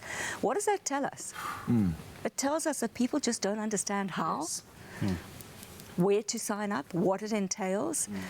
There's really is a lack of education. And what I want to know, because I was listening in on your conversation, is who's driving that? Why is no one driving that? Yes. And who should be driving that? A lack of understanding of the many instances where people are confronted with very rare diseases where, you know, it had nothing to do with a lifestyle choice that they made. It just befalls you, and you find yourself in a situation where you do need an urgent transplant of some or other kind of organ. So, Dr. Caligaro, explain to us about this rare disease that Jenna had. So, I mean, your lungs basically are organs that bring blood and oxygen in close proximity to one another. And the surface area of your lung is 70 square meters, so that's about half a tennis court, of very fine blood vessels that traverse the lung. What happens in pulmonary arterial hypertension, for reasons that we don't completely understand, is that that bed of blood vessels becomes fibrosed and blocked and narrowed and constricted, such that the blood that is being pumped to the lungs gets increasingly under pressure. So the way we talk about high blood pressure, we usually talk about that on your systemic circulation, and pulmonary hypertension is when the blood pressure in the blood vessels going to the lungs go up. Eventually what that leads to is problems with amount of oxygen that gets into your blood, but also the amount of blood that can be pumped around your body. It's like slowly closing the tap on a hose pipe. And people become progressively more and more short of breath, such that the activities of daily living, like washing and dressing or even climbing a flight of stairs, becomes impossible. And the only way we can really treat it is by giving supplemental oxygen and medications that try and relax those blood vessels so that the blood pressure goes down a little bit and more blood can get through to the systemic side of the circulation. Those medications are rare, they're very expensive. Most of them aren't available in South Africa. This is a rare disease. Funders are reluctant to pay the big sums of money that are required, and really transplantation becomes the only option once all these treatments fail. We know that people in need of organs are part of family units. They are our mothers, our sisters, our fathers. They are within families. What does organ donation mean for families? When somebody's looking for an organ and needing an organ, what does that do within a family unit? What does that do to everybody else around? It means hope. It means a chance at life. And you know what really upsets me about South Africa is we have a high crime rate and so many accidents. These are organs where we could be making sense of that somehow by giving life to someone else. You know, those are senseless deaths, and it's so painful for that family. But in fact, everyone keeps saying that organ donation is a difficult topic. I think it's a conversation about life, because in some way, you are then giving life to somebody else. I don't think it's a difficult conversation. It's a conversation about life. This is the ultimate gift. You don't need your organs when you're dead. You don't need them. And the conversation needs to be had with families. Because if you would accept an organ for your child, for your mother, for your loved one, for your brother, for yourself, then why are you not a donor? If you would accept that organ on behalf of your child, why are you not a donor? That's the question. Correct. Yeah, absolutely. I think it's quite hypocritical to want to receive an organ if you had to get into a position where you'd want to absolutely need one. And I think that mindset is something we need to actually look at changing every single day. Open the conversations from school level all the way through to corporates.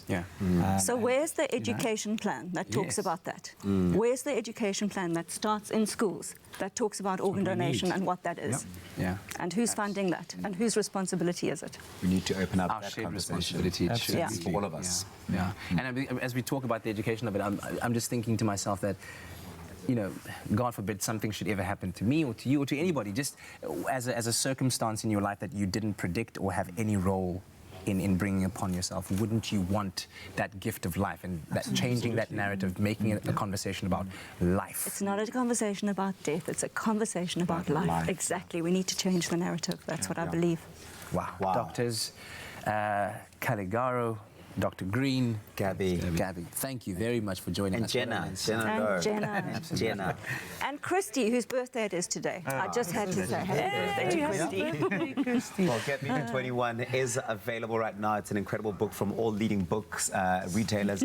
So get your hands on this remarkable book that documents the life of Jenna Lowe. Yeah, and if you'd really like a copy, then you are in luck because we have 5 books up for grabs, and all you have to do is SMS the keyword WIN with your full name to 33728, and the names will be randomly drawn. They'll be sent a copy of Get Me to 21, and the competition is open, and entries close at 9 a.m. today. That gives you about 10 minutes? Even less than that. SMS right now. If free SMSs don't apply, and T's and C's can be found at expressoshow.com. Thank you very much. Thank you so much, guys. Likewise, a very big thank you to you, Fix. We love having you in town. Oh, G-Man. Awesome to be here. You treated me like absolute gold. Because you're a princess and you deserve that, and you are really inspirational. I think for a lot of the people that you were, I want to say judging is not something, you're not a judgy person, but I think you would have inspired a lot of our Presenter Search on 3 Expresso Edition hopefuls as one of the judges, and I know that you saw that X Factor. Yeah. So really looking forward to seeing your role in all of that tomorrow night, 7:30, right here on SABC 3. But from the Expresso family, as it is at the moment, we love you. Don't you ever forget it. We'll see you again Become tomorrow. an organ donor. Yes. Do it now.